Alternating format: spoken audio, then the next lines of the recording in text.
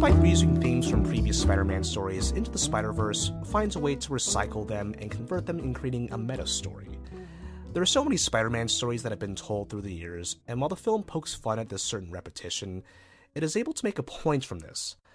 There's a wonderful moment as the final act was beginning, where Miles realizes that not only do all these other Spideys understand what he's going through, they're probably the best ones who do.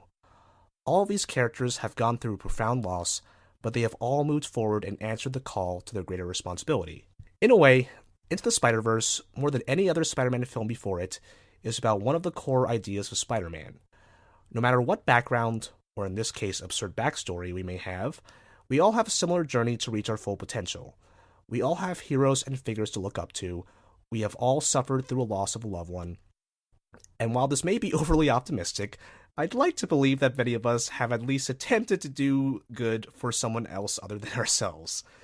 Despite all the multidimensional nonsense and babble, Into the Spider-Verse could very well be the most relatable Spidey film. That was me, writing for Afflixist. That was my review for Spider-Man Into the Spider-Verse. I'm Chris Compendio. This is episode 29 of AP Marvel. I got my usual co-host, Anthony Paone, here. What's up, Anthony? Hey, how we doing?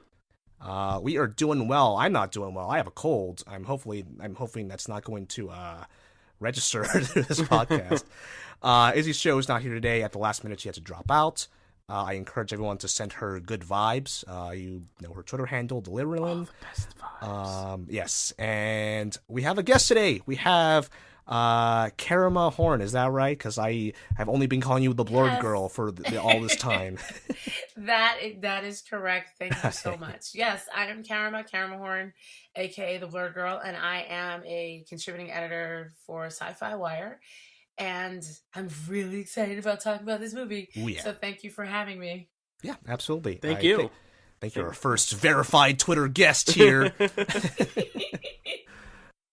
That's so funny. And people keep thinking that I'm like really important. I'm like, guys, I swear to God, I just woke up one day and it happened. I have no idea. Maybe it was Sci-Fi. I don't know what it was. Yeah. Sci-Fi definitely knows a guy on Twitter for sure. We met at New York Comic Con. We did. We sat right next to each other during the Runaways roundtable interview. Yes. And we actually used some audio from that. I have the mic. I have the microphone I'm using right now at that table. So if you want to be technical, this is technically the second time we're hearing your voice on this podcast show. Oh wow! Returning guests, the Blurred Girl. Yes. Yeah, it was and it was great meeting you. It was so funny because I'm always looking around the room for like anybody who's geeking out and anybody who's writing about stuff and that's freelance, it's excited about stuff that isn't like, not to be ageist or anything, but isn't like your standard dude bro. Mm-hmm. And I was like, oh look, all these interesting people, and then we struck up a conversation, or I tried to because you could barely hear me because I'd lost my voice. Yeah, it was the last day of the con. Yeah. But yeah, this is it. There's so much. Is it me, or does it feel like there's been a lot this year? It's been a packed year. Yeah. Remember, sure. Black Panther came out in 2018, and remembering that fact is just like 2018 has been the longest year on record, and I just hate it. So. I know, it's so strange. So many people keep having to remind me that it was this year. Mm-hmm. Yeah. Because I was like, that was just February? Yeah, right. My concept of time is totally thrown off, but yeah, luckily Spider-Man Into the Spider-Verse with all of its dimensional hopping was here to help ground us in reality, let's say. Yes. Which one though? Oh no. Oh no. There's a number to it. Where are we?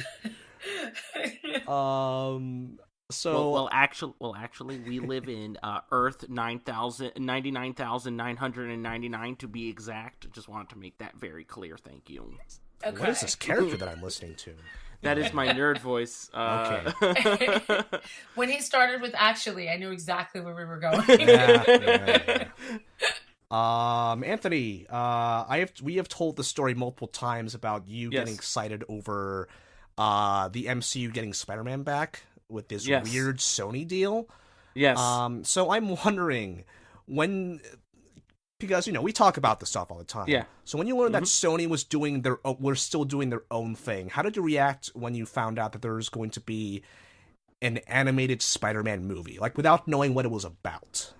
I actually thought it was gonna be kind of like the Justice League animated movies, where they're kind of like made for TV movies. Ah. That's what like my initial thought was. But yeah, I'll go more into like once like the trailer came out for this movie, it was just like, oh shit. Yeah, no, that's all. But like just bare bones, like just knowing they're making a Spider-Man movie and it has a release date. I thought it was just gonna be like, oh, they're just trying to make as much content as possible. It's like how they made Planes and it was gonna be direct to DVD and that turned into a theatrical movie. Yep, just these planes. Karima, I think you're more into the comics than the two of us, so I'm wondering if you had if the gears were turning, if you had any ideas, or like if like the idea of Miles Morales was like one of the first ones you had when you presumably whenever you learned about like the bare bones news that there was going to be an animated Spider-Man movie. I'm wondering if you remember your thought process on that. Yeah, it's funny. I think my first thought was, well, that better be about Miles. Yeah. And then I thought about, well, but Miles better be in it because I didn't want to, looking at the franchise, I didn't want to limit it because we had Spider-Gwen, we had, there's so many things that have happened in the Marvel comic universe over the past 2 or 3 years. And I really didn't know, because it was Sony, where we were going to net out with this. Mm-hmm. Because just when we were all, we were just talking about Black Panther, brought to Wakanda, excited about this. Everybody gets caught up in the snapshot in Infinity War. So I had no idea. It's like, if they do put Miles in this, it would be a perfect time to, because if they're trying to stay canon with the MCU, we don't have a Peter. But then when I saw the first teaser, first the music, second it was New York. I was so excited. And then when I saw Peter talking to him, I said, okay, so we're going into the Bendis Earth 616 Peter meets Miles 1610. I that was my initial assumption. I don't think that was exactly stuck to in the movie, but I didn't care. Right. Once I finally saw it. But yeah, my initial response was, yay, okay, another movie. Please, God, I don't want to see Ben die again. And please, God, let me see Miles. Those are the two things I wanted. I was so excited by that teaser because the animation style, even though there was only a little bit of the representation of the multiple styles, the main animation style I saw looked so clean, so crisp. And when he pulled off his hood and I saw that it was Miles, I remember squealing, scared the crap out of my cat. I vividly remember this. And I remember yelling for my boyfriend, like, they're going to make a movie about Miles. Yeah. It's happening. And then I remember, I can't remember what movie I went to see that I saw the theatrical trailer for it. And I was almost in tears. I was so happy. Right. I think it's the image of like him upside down, like in the sky. I think that's kind of stuck with people. Yeah. Yeah. And then also when you heard him say, I'm Spider-Man, and I thought I was the only one, you realize, oh, they are definitely going for a multiverse thing. Yeah. And that was what was also exciting. Yeah, kind of uncharted territory for, I guess, film, Marvel and superhero film. Yeah, superhero film in general. Yeah.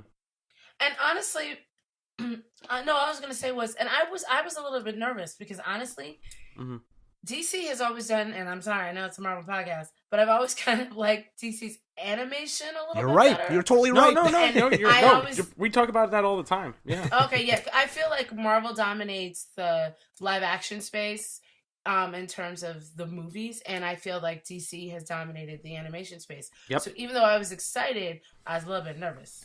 Yeah. No. I mean, Batman Forever, I think that was the one with the future Batman. Batman Beyond. Batman Beyond. Sorry, yeah. Batman Beyond was one of my favorite Batman cartoons when I was a kid. And Batman Beyond was everything. I had the VHS of like the little TV movie, but like people are still watching Young Justice right now. People like DC animation is on fire. I watched Teen Titans 2 days ago. It's such a good show. Yeah. When you guys get a chance, try and check out an animation a movie called Doom, and it's a Justice League movie. It is actually the last one that Dwayne McDuffie wrote / directed before he passed. Yeah. Okay. And it's fascinating because it is peak Batman and peak Green Lantern.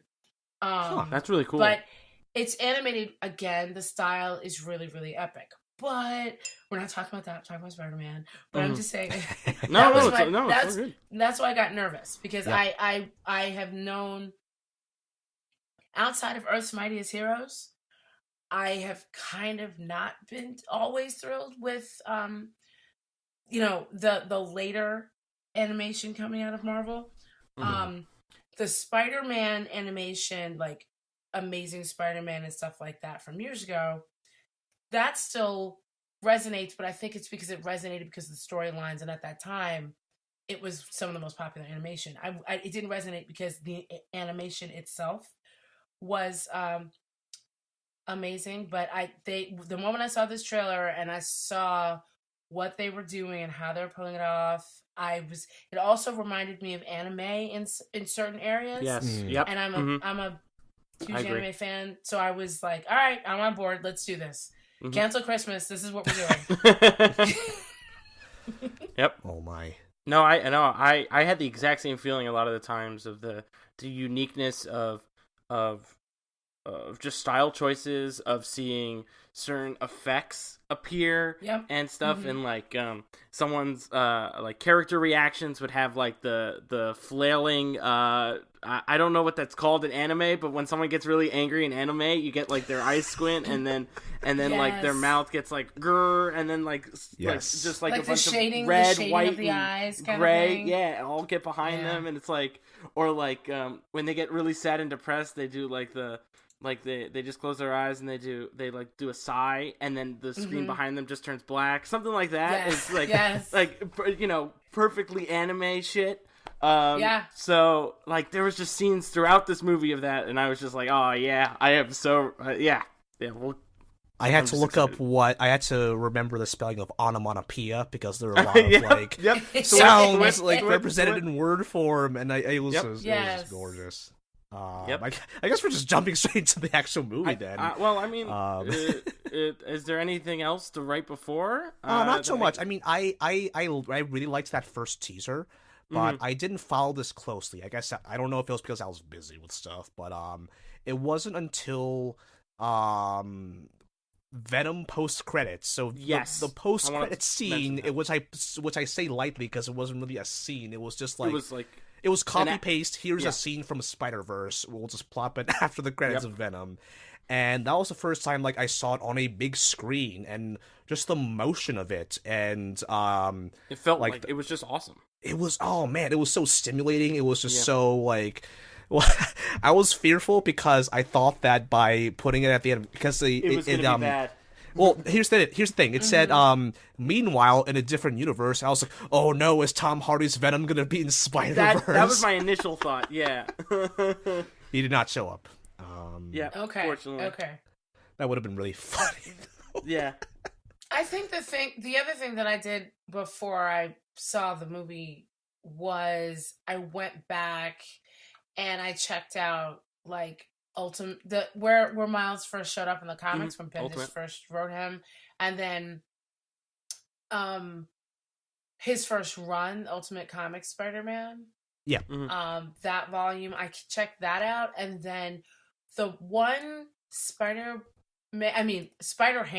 is hilarious. The fact they put him in I was losing it when I saw the Spider-Ham was showing up. I was just like, oh my god, this is a thing. In the trailers. But it's really funny because I vaguely remember Spider-Ham as being sort of a Saturday morning cartoon. Yes. I don't remember it as a comic, and it's probably because I don't know what happened, but I missed that. So, but I do remember Amazing Spider-Ham, and I just thought that was so funny. the other thing I was checking out was Spider-Man Noir. I didn't know anything about that run until I saw the trailer, because I'm like, who is that character? And it's basically, it's funny. There were sort of these one-offs, I guess, that were part of a run that was called Edge of the Spider-Verse. So, like, the first one was Spider-Man Noir, the second was Gwen Stacy, and it turned out that they did pull a lot of that stuff for the movie. But Spider-Man Noir, it's sort of one of those there was a lot of noirs. There's Luke Cage Noir, there's Iron Man Noir. So they're all like in the 30s and 40s, and even though they will have powers, Spider-Man's power in that is more, he can shoot webs, but he's more of a precog. Like that Spidey sense makes him more of a precog. That's his thing. And then like the evil people are like Mysterio is an evil magician. There's a version of Black Cat. So it's really interesting what they did, but it was sort of, I thought it might have been a full series, but it wasn't. It was sort of really this one-off thing. And then Gwen Stacy was something similar. So that was sort of my little research that I had done. And then there's also a prose novel by Jason Reynolds that's literally just called Miles Morales, and it's like a YA novel. And it's sort of, I didn't think they were going to use that because that book is kind of heavy, and I don't want to say heavy in a bad way. It's heavy in the same way the Miles Morales comic that just dropped this week, or last week, I'm sorry, from Saladin Ahmed is, like, that talks about racism and systemic, violence, and Saladin actually touches on basically immigration and kids being separated from their parents and things like that. So I knew they weren't going to go that far. But I did a little reading up because I wanted to be sure that, like, I knew I was going to have conversations like this, and I wanted to make sure that I also knew what was going on. And then, of course, there was Spider-Man, which was the time that I was mentioning, Earth 616. Earth 616. Yeah, I keep saying 616, and I need to stop saying it like that. 616. Peter Parker meets up with Miles, meaning they're both alive, or 1610 Miles, and they're both alive in the same universe. That universe was sad because that's the one where Miles' mom dies, and I was like, please don't kill her in the movie. Oh, yeah. I was afraid of that. But yeah, that was my little, like, pre-game before I saw the movie. And then and then I just, it didn't matter. I was just throwing popcorn just like everybody else. Right, yeah. I kind of just go into this with just Wikipedia level knowledge. So I had been I had like known about Spider-Man and Edge of the Spider-Verse, and then, I think there were even some video games like Dimensions in Time, which kind of had that same crossover aspect, bro. You might see like Spider-Man 2099 or something like that. And then yes, that's what I was gonna say. Yeah. I play video games. I'm not a gamer. I'm gonna preface this. But I did play a little of Spider-Man PS4. My boyfriend is a gamer. Played the whole thing. Has downloaded every DLC within 15 minutes of it dropping. And so I've seen so much of that story, and I actually was very impressed. That is the other Spider-Man story that I think is fantastic. Is that if you sit down and watch the PS4 Spider-Man cutscenes, I was like, this is a movie right here. Like, this is when people talk about the best Peter Parkers of the year, I include that one. And all those different suits. So that was the other thing I was curious about too, like what suit was going to show up. Yeah, I mean, I think the PS4 suit showed up in this movie. If I saw it correctly, yeah, it did. I was just like, "This is what that suit was made for the game." Yeah, like, yes, that's the biggest like cross promotional shit I've seen. You were like, "What?" Yeah, that's awesome. I was just like, "What the fuck?" I believe the current promotion is that if you pre-order Into the Spider-Verse to watch on the PlayStation Video Store, you will get the Spider-Verse suit for the PS4 Spider-Man game. Mm-hmm. Oh fuck! I I want agree. it. Yep. Yep. I I'm want not gonna it. do that, but that sounds Even- cool. but also Spider-Man's a cop in the Yeah. PS4 Oh god. Yeah. version. No. He is- Spider he's Cop is Spider everything. I, Can I tell you? everything I don't lost want. my mind New York Comic Con when I saw somebody cosplaying as Spider man. Cop, Oh dear lord. and he was so excited that I knew who he was. Because people thought it was just some dude. You know, people would like cross-play their cosplay with different things. Yeah. And I was like, Spider Cop! It was so funny. And he was like, you have a very good day, ma'am. I was like, oh my god. Oh, yeah. There is a lot of good cosplay there. Fun fact. Well, yeah. I looked up all the stuff from the Spider-Ham universe, and it is really, really dumb. But it was meant to be there dumb. was, I'm sure you mean that like Daredevil. There was affectionately. Daredevil. I mentioned this last week. You did. But it was just so dumb, and I didn't expect it to be as Looney Tunes as it was in the movie, and Yes. it was super Looney Tunes in the movie. I was just like, this is great, this is amazing, I love it. And I think that is the thing to me that was so fascinating. And I guess, yes, Chris, I think we are jumping into the movie. Yeah. I think I don't know where that line was, but we jumped it. I looking at all the different animation styles, because that's just something I geek out about. Like I geek out about editing and animation and things like that. And I was like, oh my god, they're putting this 2D cell animated character into this 3D space. This is amazing, and it's seamlessly working. I mean, they just paid attention to so many details. Like, remember when they were on that ceiling, like trying to stay out of I call them gonkies. Line of vision. Mm-hmm. Penny Parker can't stick to walls, so they were holding her up. Yeah.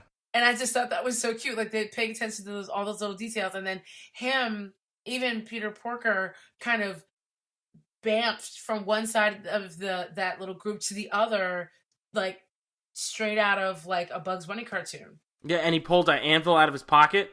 Yes. I was just like, oh, now I know.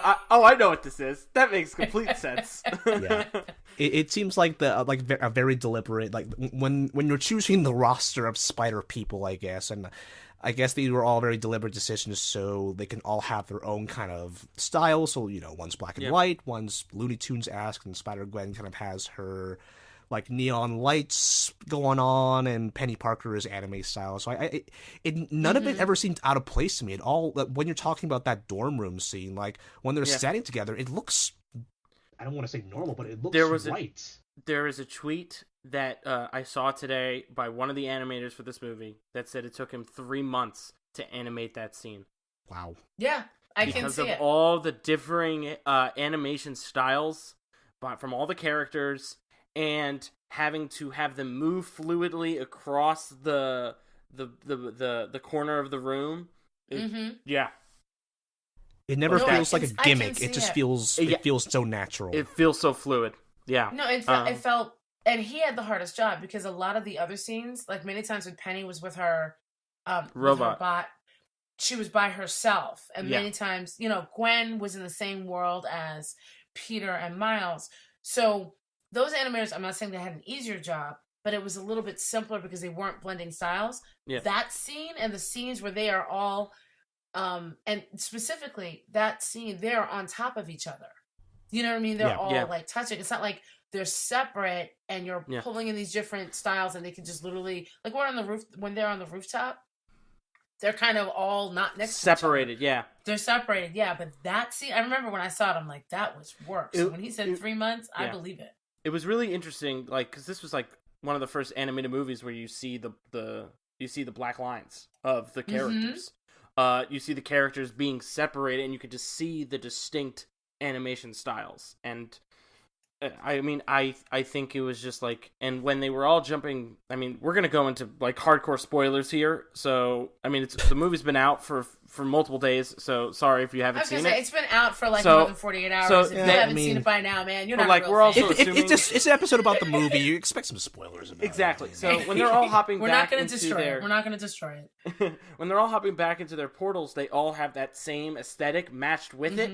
So when Noir Spider-Man hopped back in, it was all the buildings flying in and out were all black and white. Since Gwen's aesthetic wasn't as clear throughout the movie, when she hopped back into hers, you noticed the color change, and it Yeah, it was, wasn't like, super necessarily purple. a change in the drawing. It was a change in the color palette, and I thought that was Yeah. really, really cool, and that reflected throughout the movie in her own color palette. Yeah. And you don't really see that until it's distinguished from the rest of the universe, and I thought that was like really cool. Yeah, I mean, even when you're just talking about like the base characters of Miles, Peter B. Parker, and Gwen Stacy, like, I mean, even in that universe itself, you see all the little comic book dots. You know what I mean? Yep. Like the kind of the texture of what you would see on a comic book page, and kind of the Mm-hmm. color misalignment that might happen love it. during printing. And I thought, Yeah. here's where I found out I was stupid. I thought I was in the 3D screening by accident. That's what I thought too. I thought I was like, did they accidentally overlay a 3D part? And the idea is that that's the background. Yeah. So it's supposed to be blurry. Yeah. So when you're reading the comic, you're not going to see the backdrop in full frame because that's not what they're going to want you to focus Yeah, on. that makes sense. Oh, dear. And I was just like, that is so amazing. Like they were able to distinguish the background and the foreground and the midground in a comic book style that would only fit for a comic book movie. And I just love it. I loved you can't really catch them all unless you rewatch it again and you pay attention to it, but like coffee being made and you see the little swirls coming off of the coffee because it's hot. Something not smelling good and you can see like the specific wave change or a noise. All the sensory, like all the sensory element. onomatopoeias, like the bangs and the thwips and all the other stuff just coming off, but like even gentle ones. Like if a car hits a puddle, you'll see like not the particles of the water you'll see the particles of the water coming out, but you'll also see like air, like lines showing where the particles are moving. Stuff like that, which I just love it.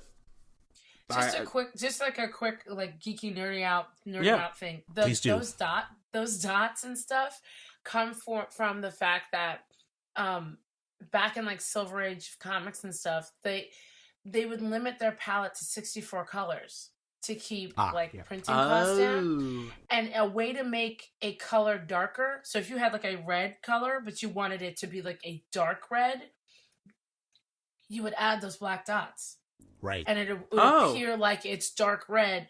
So, but that misalignment, you're not wrong with the misalignment, because sometimes because it was done on a separate layer, sometimes in the printing, it would, that layer would slide. Mm-hmm. So you would get that off center thing, but those dots were put, specifically on the colored parts of the page. Cause if you look at old comics, you'll see like some parts are just smooth. And then the parts where you're seeing a color on somebody's face or a shadow or something will have those dots. They would use the black dots to, like, I can't remember if there were percentages. It was like 20 or 25% or something like that. Your super geeks can tell you about that. But that's how they were basically able to hand separate what they call the CMYK system. So it was, wow. But I thought what was funny about the usage in the film was when he started, when his adrenaline went up and the Spidey, basically the spider's venom started to do its thing. The dots. The dots became bigger. The dots and came started clear separating. and went into the background behind the character. Exactly. Yes. And it was like because that's the first time you saw it, and then you saw the word bubbles popping up because it's like, wait, why are my thoughts so loud, and why am I hearing what people are thinking? It was like slightly breaking the fourth wall, but like the movie has already been breaking the fourth wall without you even knowing.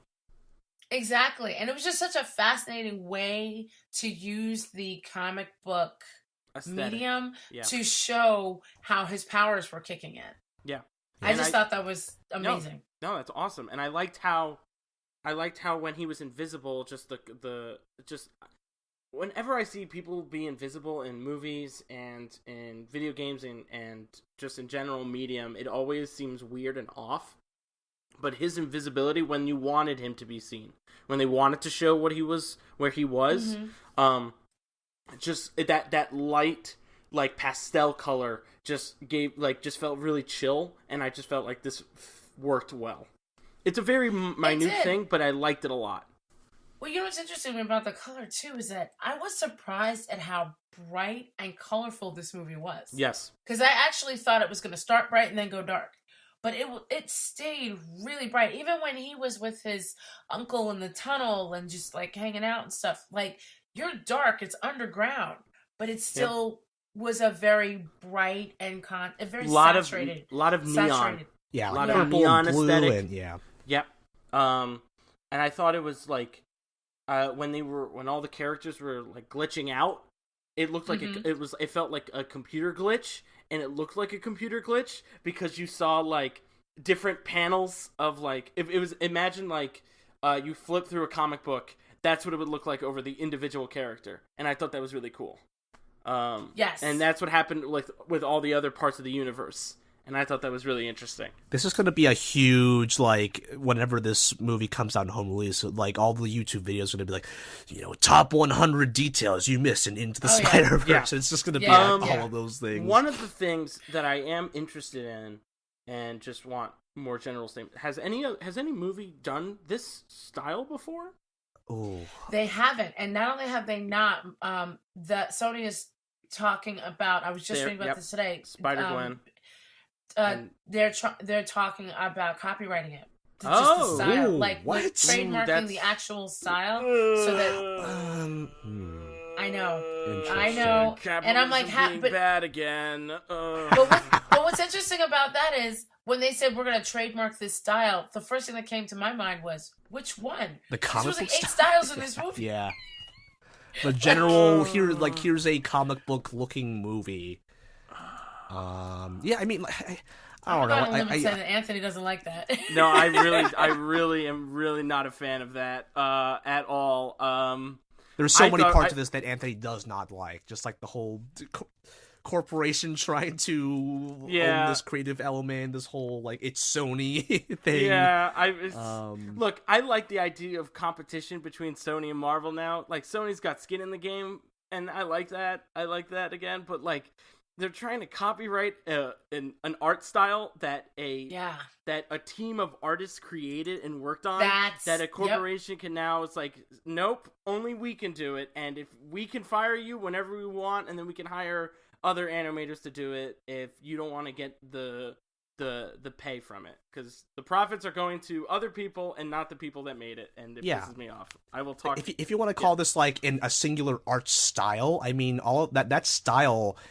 Like the ingredients of that is just it's just full of it's just reverence for not only like comic book elements, visual elements, but kind of those no, I mean not even that, but like the imperfections, like the misprinting and the limitations that they had to do because of the dots and all of that. Like that's such a unique thing, and to kind of like make that into like a template is just, and that would be like kind of dishonest to the original intention of what was put into creating that. But I think it's funny because I think that one of the reasons why they're thinking about it like that is because a lot of the art, and I don't like using this term, but a lot of people call like Steven Universe and things like that the Cal art style. I don't like calling that because you're trying to call an entire school like that style. Yeah. But the look that you have with that and She-Ra and Teen Titans Go, that has become a genre style in of itself, and it sounds like Sony is trying to monetize the look of this thing, and I'm like, let it breathe. The movie's just come out. Like, they're not going to want it to breathe because they're a corporation, and the corporations are bad. Trying to make money. Yep. Yeah. Yep. So But before they do that, I think also the way they handled, and I'm a fan of secondary characters, so I loved also how they handled Aunt May. Aunt May was like, here for it, and then MJ were great. It was very they were given the depth that they could be given without making them be weird or uncomfortable. Except it was that one uncomfortable scene though felt like Swingers, like that scene when Peter B. Parker is talking to Mary Jane at the memorial service for the other person, and she's like, "Okay, I just want rolls, but thanks." More bread, yeah. More bread. That was like literally awkward. I mean, in like the who they are as characters was more of it was more like they did not make any of them props, and I was like, thank God they made them like actual people. Aunt May was straight up Alfred Pennyworth in the Spider Cave. I was about to say the exact same thing, Chris. Thank you. Yes, she was. Aunt May has Alfred. I feel like in another universe, Aunt May and Alfred are friends. They have tea once a month. Because she was here for it. She's like, whenever you guys grow a set, I'll be here. I was like, whoa. I was just like, fuck. She was she was concerned about the well-being of her housekeeping and the. That was amazing. She's like, you will take this outside. One of the another minute details was that they started introducing that it was a completely different universe than our own. After they introduced Peter B. Parker.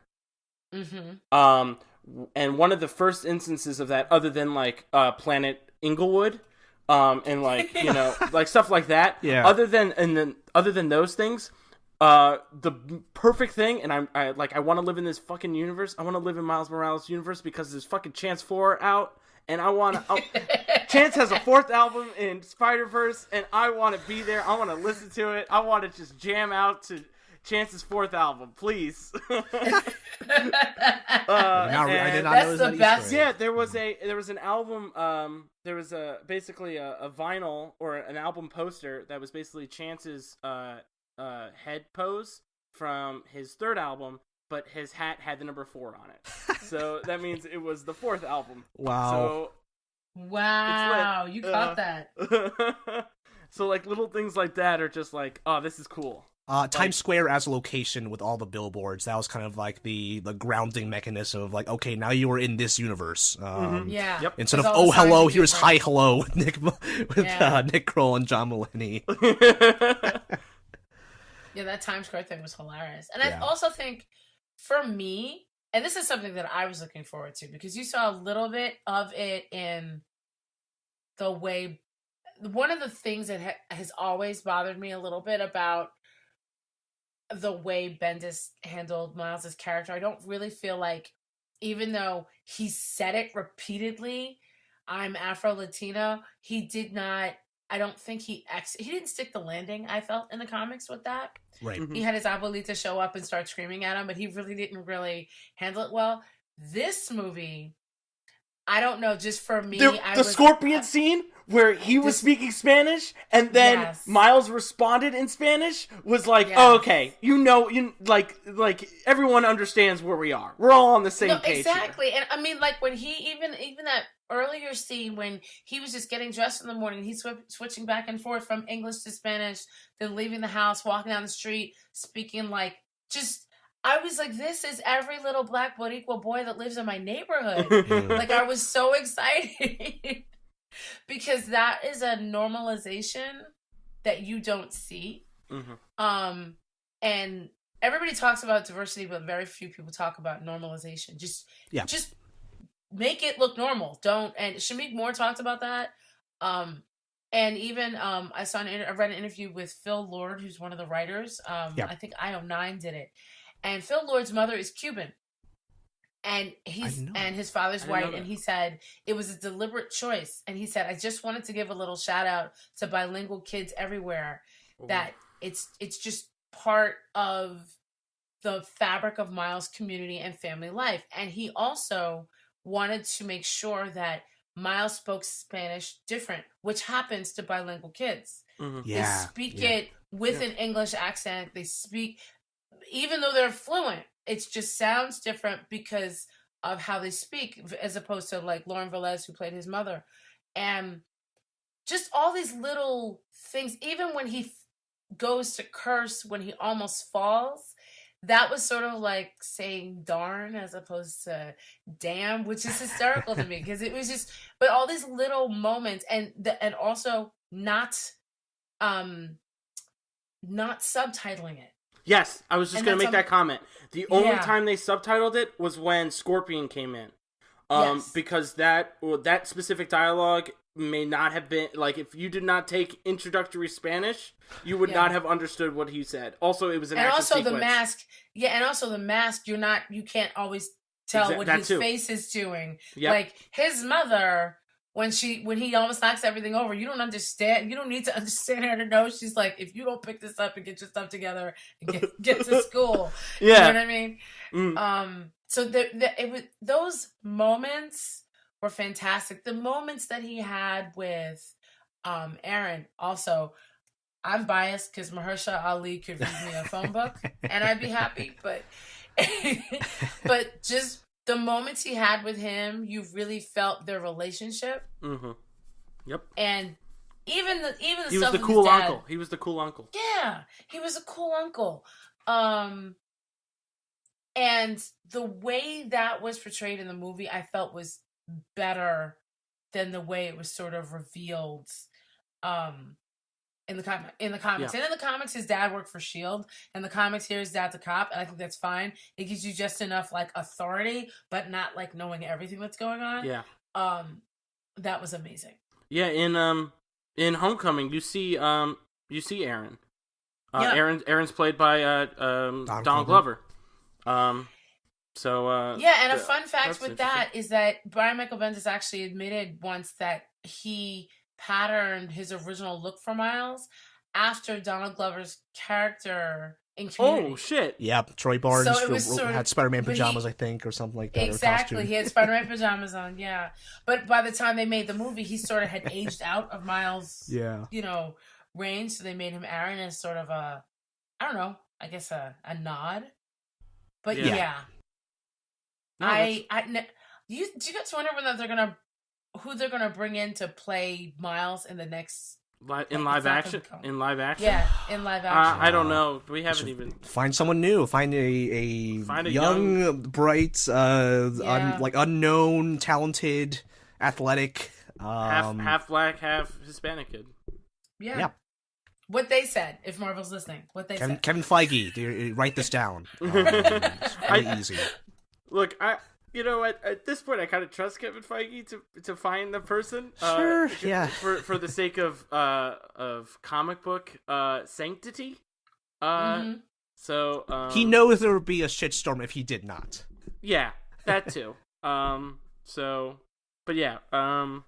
Back to, I think should we start from the beginning, like, of just like little pieces that we loved about this movie? I'm actually really curious to hear about Miles comics versus movie, because I don't know, because I actually did not know that Miles' dad was a S.H.I.E.L.D. agent in the comics, and I thought it was kind of like the contrast between his strict dad being a cop and his cool uncle being kind of a like low key a criminal, and knowing that his mom is not alive in the comics, which I think kind of sucks, but I'm curious. She's not dead, and it's literally, and this is the other thing, and I even don't have like all of the history on every single part of Miles Morales before somebody that comments on this and goes, "See, this is what she's talking about." I know more of his origin and sort of where they brought him to before they started breaking off and doing 16 different versions. Because like right now, if you go to like Comixology or anything, there's like 14 different Spider-Man comics right now. But yeah, most of this movie seems to stick with the original volume that came out in 2016 of Spider-Man, literally called Spider-Man Miles Morales. Yeah. As well as this Edge of the Spider-Verse to show you the other characters. His mom in Earth 1610, his mom bleeds out after being shot by police who were trying to shoot at Venom. It's actually a Wow. Venom story, and Oh my she's God. collateral damage, and cops are just shooting up, But when Earth 1610 Miles ends up back in Earth 616, he has that memory of his mother's death, even though she's alive. Yep. So it's a whole really crazy, thing. Wow. And then, Yeah. unfortunately, it was like Bendis killed Parker to bring in Miles, and then people lost their minds. So they created that multiple universe thing so they could bring Peter back. And then it was like, well, if he can be Spider-Man, why can't we have more? And then we had Cindy Moon and Spider-Gwen. Actually, that's who I really want to see in this movie. I thought we would see Cindy Moon and not Penny Parker, but it made sense because Cindy Moon would probably look, in terms of her powers, too close to Gwen's. And I think they wanted everybody's Spidey powers to be different. Yep. But yeah, in the original incarnation, Jefferson Davis, he secretly works for S.H.I.E.L.D. He already knows. The president? Great name, Of- Jefferson. of- Is that a of the coincidence, or is that Confederacy? like a cutting, The president like, of the That is- Confederacy? commentary on? That is a Bendis choice, and he does that sometimes. Yeah. His- Yeah, I have thought about that. I have also thought about that, but that is for another discussion more about comics. But continue. But yeah, Jefferson, his dad, in the comics, is, and she just calls him Jeff. That's why nobody really Jeff notices. Davis. Yeah. Okay. Yeah, it's for Jefferson, but every she just calls him Jeff. But Jeff is and I cannot remember. I know it's in the first volume. Don't quote me on exactly which issue it is. I feel like it's the 6th issue, but I could be wrong. Basically, of the first run, Jeff knows that Miles is the new Spider-Man. And he's not a sleeper agent. I thought he was, but no, he's a secret agent for S.H.I.E.L.D. And so basically they make him sort of his watcher. And you see him reporting to Anita Hill. So that's in this first. So there's multiple universes that you'll hear about. Like, oh yeah, and this one his mother died, and this one she's alive. But for now, both parents are alive. Okay. But what I think they wanted to do was, in that alternate universe, give Miles a similar sort of tragedy that Peter had. And I think the point of making him be able to keep that memory when he came back to the 616 reality was so that he would walk with that great power That comes trauma, great responsibility, yeah. that trauma. Yeah. Quick little interjection. What did you say her name was? Did you say her name was Anita Hill? Like the lawyer? Oh, I'm sorry. No. I did Hill. want to Wow. say- Maria Hill? Tired. Maria Hill. Thank you for Oh, man, correcting Anita me. Hill, Sorry, real sorry, Marvel I hero was just as like, well. wait a minute, because we've Yes. already No. had another person Jefferson from history Davis, right? also in it. So why wouldn't there Yeah, be no, another? Maria Hill. That's me with low blood No, sugar. it's all good. Just a quick. Thank you for correcting me. 'Cause that No, would have been ugly. Anita Hill should be just in a quick MCU real quick. additional aside, because I was just thinking about this, because I was thinking you were thinking of Maria Hill. Was Maria Hill a MCU character, or was she always in comics? She was in the Because comics. Phil wasn't she? Coulson was added into the comics because Yes. of the movies. Was Coulson- Maria Hill added? Okay, now the reason why I'm saying I'm stopping for a second is because Phil Coulson was definitely added because of the movies. Maria Hill was in the comics, but what Yeah. I cannot remember, and I'm gonna have to check this out, was whether or not she had a S.H.I.E.L.D. position before the movies. Gotcha. So I have to check on that. Okay.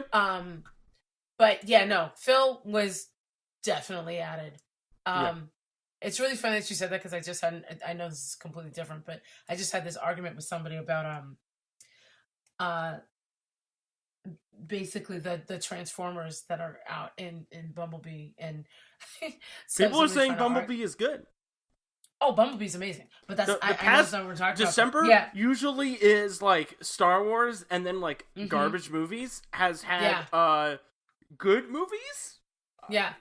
You know, They whether really or not have. you liked a Fast and the Furious Aquaman. So yeah. But You said Fast and Furious Aquaman. I'm mad at you. That's good, but I'm Yeah, no, that's what I thought of the movie. Anthony saw. So He has opinions. Yeah, I have. I seen thought. it. Yeah, and he's I got a saw it and I couple. thought, this movie is amazing, but also in a Fast and the Furious way amazing. Like, it's not a Marvel movie. It is a Fast and the Furious movie with fucking Jason Momoa. That's it. Yeah, basically. But in terms of the comics and Miles' storyline, they kept it pretty close, and I'm pretty sure that Bendis was consulted, in the creating of it. I'm just really happy. Like I said, I'm just really happy they showed the normalization of the character. I'm really happy that they didn't kill off his mom, and also in the story, he did win a lottery. And for people who are listening who don't know this about New York, that happens. Like, many times the public school systems that are in certain boroughs aren't as good, and so kids apply to go to charter schools and magnet schools and private schools. But they're also not boarding schools in New York. That was one of the things. Are there boarding schools in New York? Like, a person who lives in Brooklyn would live in a boarding school in Manhattan. Yes. Now, would they be the same socioeconomic background that was represented in the movie? I don't know.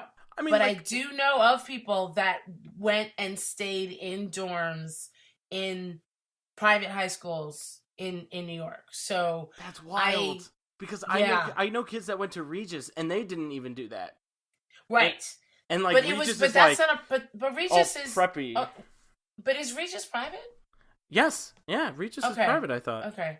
And the other thing I was going to say was the two people that I know that went to schools like that, they were private, and they were like an all boys and an all girls school.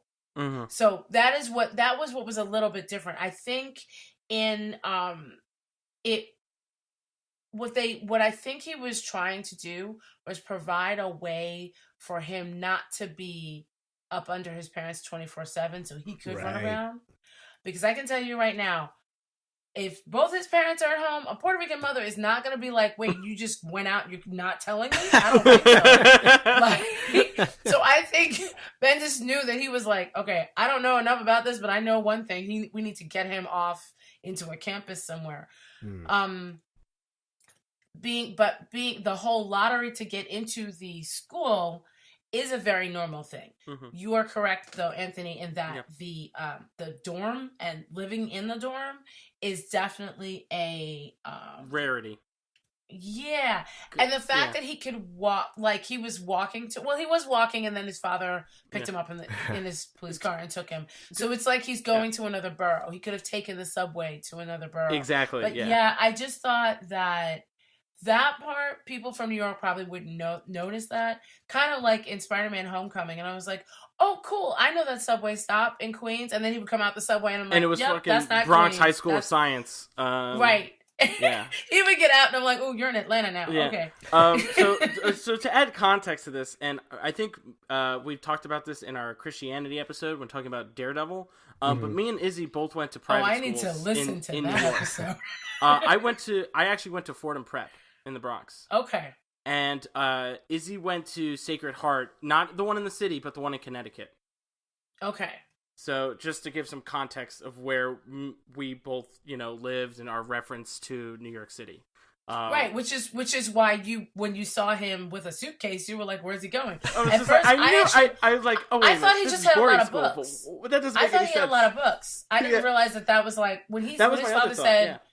Yeah, and then when his father said, "I'll see you this weekend," I'm like, "Okay, wait, did they make his parents divorce?"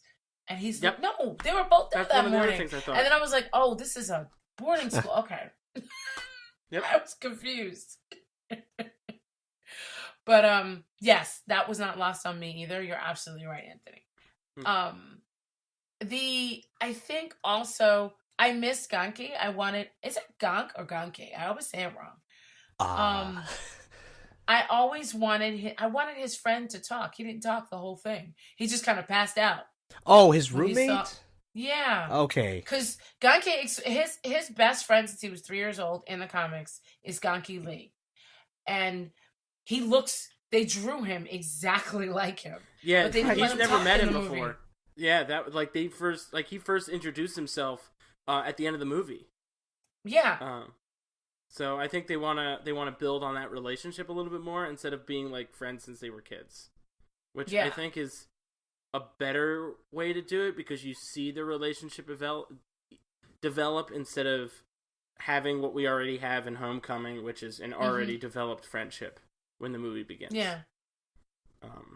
It did not register to me at all that he was like a named character. I thought it was just some dude he lived with for like one gag. Fun fact: Post Malone did a voice character as a Brooklyn bystander. I saw it in the credits.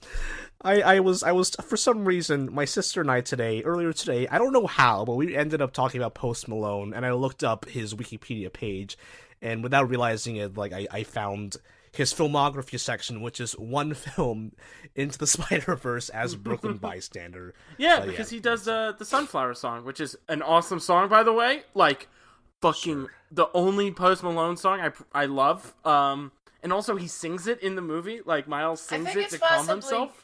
I think it's possibly the only Post Malone song I understand, but that's a different story. But, like, the best parts of that song are not even Post Malone singing. It's the person that's featured on it. That's true. It's Shameik Moore, his voice like like doing that thing when he's got the headphones on. Oh, that's hilarious. I thought it was someone else. Swy. Oh, you don't think it's He's oh, so when you're okay. hearing the song, you're hearing Miles sing it as well along with the song. So you're hearing that voice, but the actual audio track has Post Malone and Swy Lee. So that means in this universe, Post Malone is an actual person. I just wanted to make that very, very clear. Because in our universe, he's not. No, he is as well, but I just want to also distinguish that. But that's actually really cool. No, I'm writing all these down because you have all of the trivia. Okay, so Chance has a fourth album out. As someone who does trivia, yes. Also, I was in the movie theater by myself, so I could be a little bit more loud and obnoxious and see and like be more observant about things. Tony being Tony. Then I can remember it better. And I also wrote a lot of it down in like a notes thing that I have. So I had my phone out. So I didn't have to worry about people yelling at me to put my phone away. Well, yeah. I mean, I was cracking up to like the deepest cuts, and like there were kids, there were like little kids next to me who didn't get it, so like I was laughing at the beginning when Peter A. Parker, let's call him, was like doing his little intro, and you see him do the Spider-Man 3 dance when he comes out of like yes, that was amazing. Yes. I was just like, oh my god, I know where this movie is going, and I am so happy. There were deep cuts in this movie. Oh my god, the Spider-Man Christmas album, oh so good. Like, I love how they made jokes of the commercialization of Spider-Man. Like, 'cause that's what we experience every day. That's what we experience during Christmas. I mean, not Christmas, during Halloween, when everyone buys fucking Spider-Man costumes. Yeah, no, you're absolutely right. Everybody's wearing them, and then everybody's cosplaying. Yeah, I mean, again, we don't want to give that away, and I'm not going to give this part away, but, okay, I guess the best way to ask this question is, did anybody else not realize or hear Chris Pine's voice in the movie until I saw the credits. Until I saw the credits. Yep, I did not know that the original Peter Parker. I looked it up afterwards. I didn't even see the credits.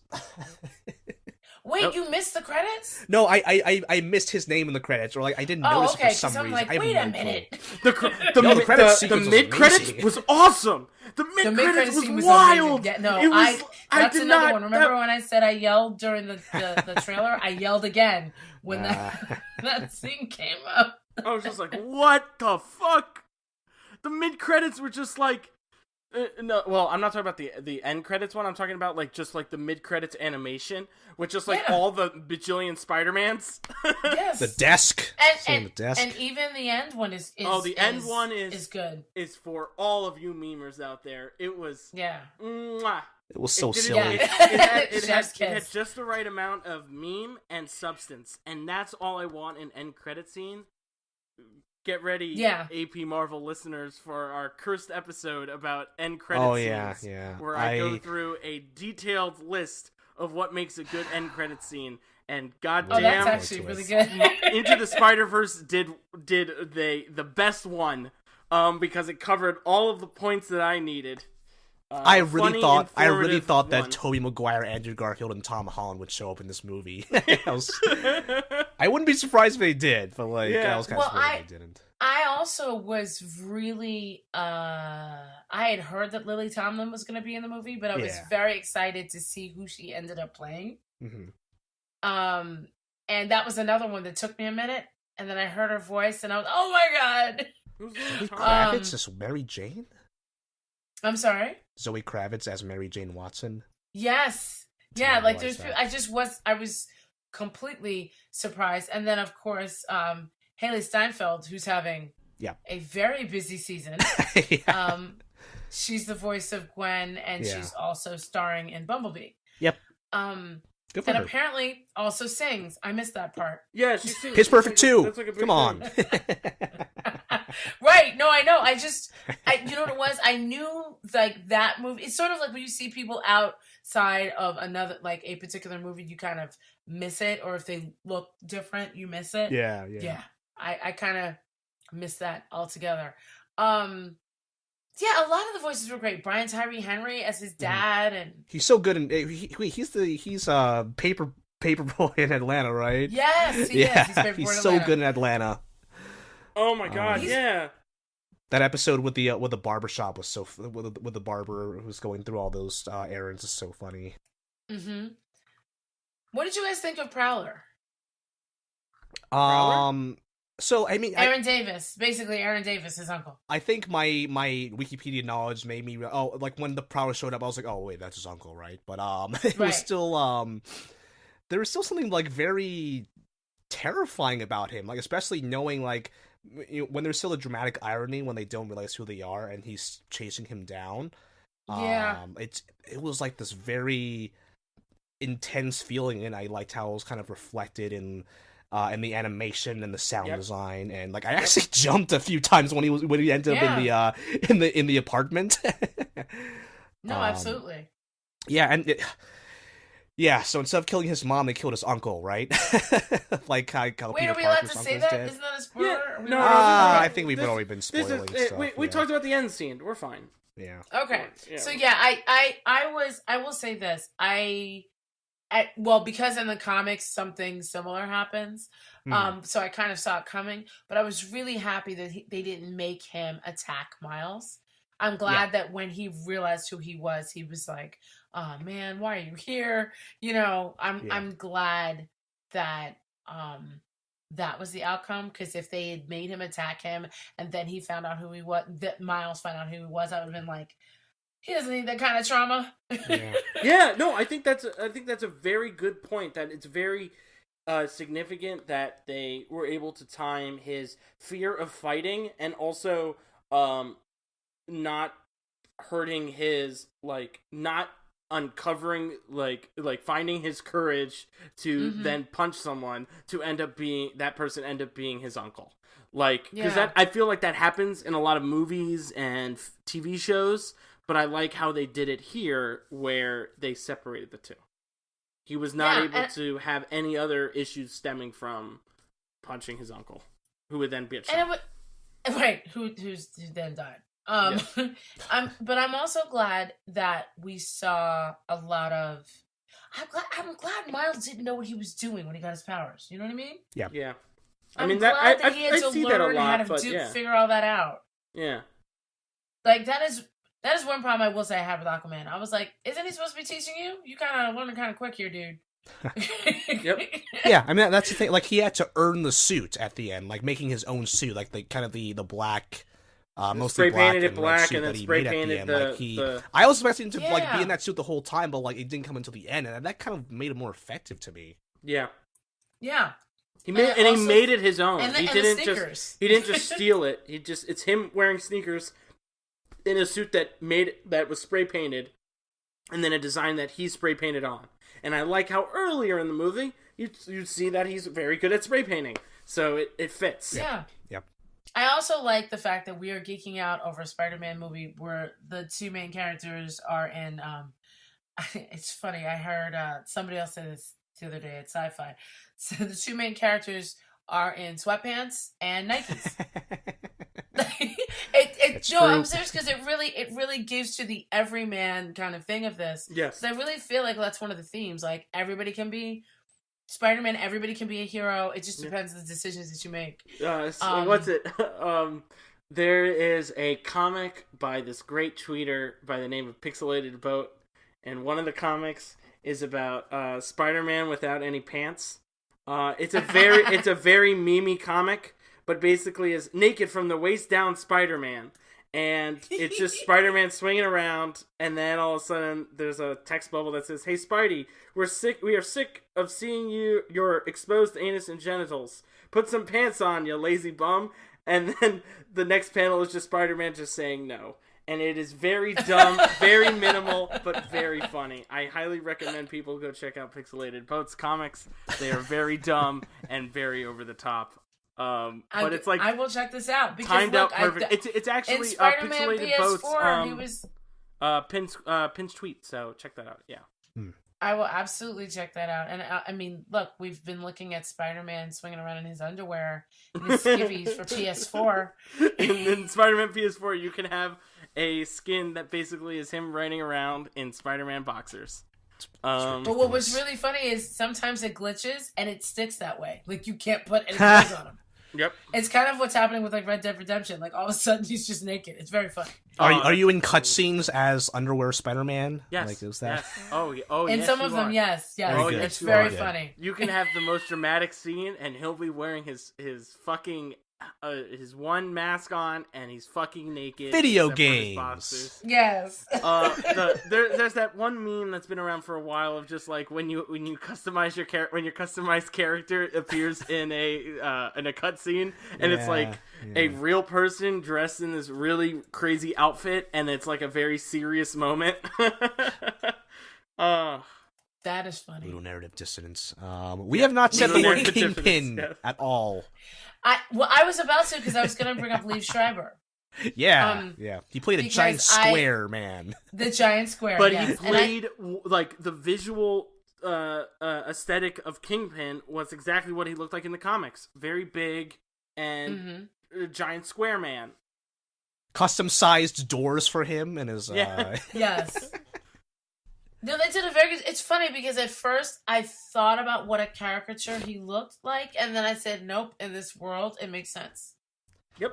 It was really cool when when you focus on his face, and there is nothing on the screen except Kingpin. Like his entire body is. That's another cool thing. He's wearing his black suit, and his black. And when you zoom in on the face, it fits in. Like this person is supposed to be like all-seeing, all-knowing, all-powerful. In a sense, it's just a floating head, and I put that in quotes. And yeah.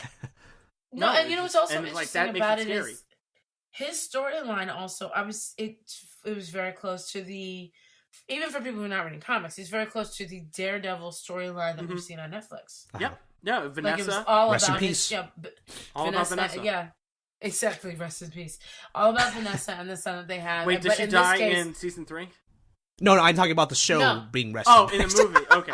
Yeah. Show's dead. I'm like, wait. No. She died in multiple realities. But I think what's interesting is that version of her doesn't know what he does in the comics. In the Daredevil Netflix version, she was fully on board with how he ran the city. Yeah. And they didn't have a child yet. I mean, it was still pretty early on in the Netflix show, but it was interesting to me, kind of having the same plot line of Kingpin also lost someone, but unlike the Spider people, like he is not able to cope with that, and he goes through absurd lengths to try to bring them back, rather than trying to kind of carry that tragedy with him. Hey, I just want to put this out there. Kingpin's exact plot line is the exact same plot line of the TV show Fringe. Just putting that out there. Thank you very much. It is the exact same. And when I tell you the exact same, J.J. Abrams. the exact same thing. I thought you said Friends at first instead of Fringe, and I was like, wait a minute. So for those of you who don't know, in the TV show Fringe, the main character's son, spoiler, it's like 6 years ago, but the main character's son is actually the kid version from another universe, and the scientist in the other universe tries everything to get his real son back, because in our universe, his son died of a disease that in the other universe, the scientist was able to fix.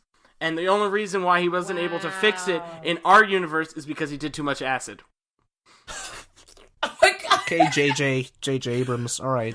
But the acid was My able to mind make him is create an blown right now interdimensional because portal. He's absolutely right. This is, I remember all of this. I have not seen the show in years. I have not read anything about this show in years. I just remember it. And yet Anthony, alone in a movie theater, probably wrote the word fringe like in giant letters on his notepad. Wow. Like... That's hilarious. Dear Lord. Oh my God. Yeah, I'm literally like processing this. You're right. You're right. Oh my Yeah, God. Kingpin is a yeah, I mean, what do you think about the, because, you know, our episode last week was about Spider-Man's sympathetic villains, so I mean, could you kind of see that same through line of oh, this is, you can kind of get where Kingpin's coming from and why he's doing this, even though he is a violent maniac. You could see it better than other, like, superhero villains. Mm-hmm. Yeah. But I wouldn't say it's more online with the other Spider-Man villains. Where the other Spider-Man villains, you had more time with them. Mm-hmm. Whereas this one, it was kind of like, bad guy does bad thing, has a reason to want to do it, and then all the other dialogue was more, not exposition or character development, but just more of like grunts, noises, or the next 24 hours, or something like that. You more got, like, there was like one quick, like, there was only 2 sentences you need to kind of understand Kingpin's through line, and that was Peter A. Parker's statement in the beginning of the movie, and then basically the scene where like, basically just like the one scene showing Kingpin fighting Spider-Man and Vanessa running away. That's it. That's those 2 things all you needed, and then you understand it. I mean that line in the beginning, like the thing that got Kingpin to freaking murder him, like that was a like, also this the was fact like the fact that it only takes one line to do that, to spell out his whole motivation. I think that really goes to show how powerful one. It took 18 years to actually kill Spider-Man, so I think that's a pretty good thing. They killed him earlier in Infinity War, so they killed him twice in 2018. Oh my God, they killed Spider-Man twice. They did. They killed him twice, and they killed him in the first, like, I felt 18 minutes of this film. I was like, whoa, okay. No, but this is sorry. This is the first permadeath. Yes, sure. That's true. Yes. That's true. And actually, we should be seeing. I thought we were going to see a Far From Home trailer soon, either last week or this week, but we're probably not. Unless you're in Brazil, because they got to see it in their Comic-Con. But yeah, so this is the first time we actually see a superhero die, like, permanently.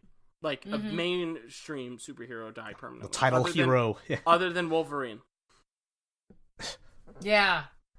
So although, it's not permanent. Well, no, I'm talking about with, well, yeah, but I'm talking about in the sense of, like, the character's death is permanent and will not and affected the other characters significantly to fulfill their task. Got it. Yeah, which I think is interesting. Yeah, for sure. Yeah, you know, and also I didn't hear Chris Pine's voice as I mentioned earlier, which is now technically Marvel has all the Chris's. Let's say. Oh wow. Oh my God, they do. They do. The Chris assimilation is complete. Yeah, pretty soon I will be in the movies. The other character that I thought was hilarious was Nicolas Cage as Spider-Man. Yes, and he was just so deadpan. What is this cube? What color is this? Is this green?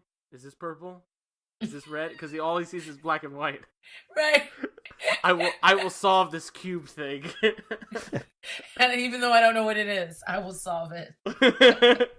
I feel like they tried to give all of the auxiliary Spideys, let's call them, Spider-Ham, Penny Parker, and Noir, kind of tried to give them their own through line, and they obviously can't devote as much time to them as with the other 3 Spideys, but as they gave, like, I think the way that they had the comics, like, let's talk about the story. So you see the Peter A. Parker's backstory, which gives you basically everything you need to know about Spider-Man if you haven't, if you lived under a rock forever. And then they give you Peter B. Parker, how he got into this universe and what happens in his universe, and they give it like pretty straightforward, pretty understanding. And this is like down to the fun, like the perfect moments like from the comics, which I think is cool. And then you have Gwen Stacy, Spider-Gwen, and perfect, all that stuff. And then when they introduce the other three characters, they throw the comics, all three comic books, down onto the other three comics because it's like a separate aside.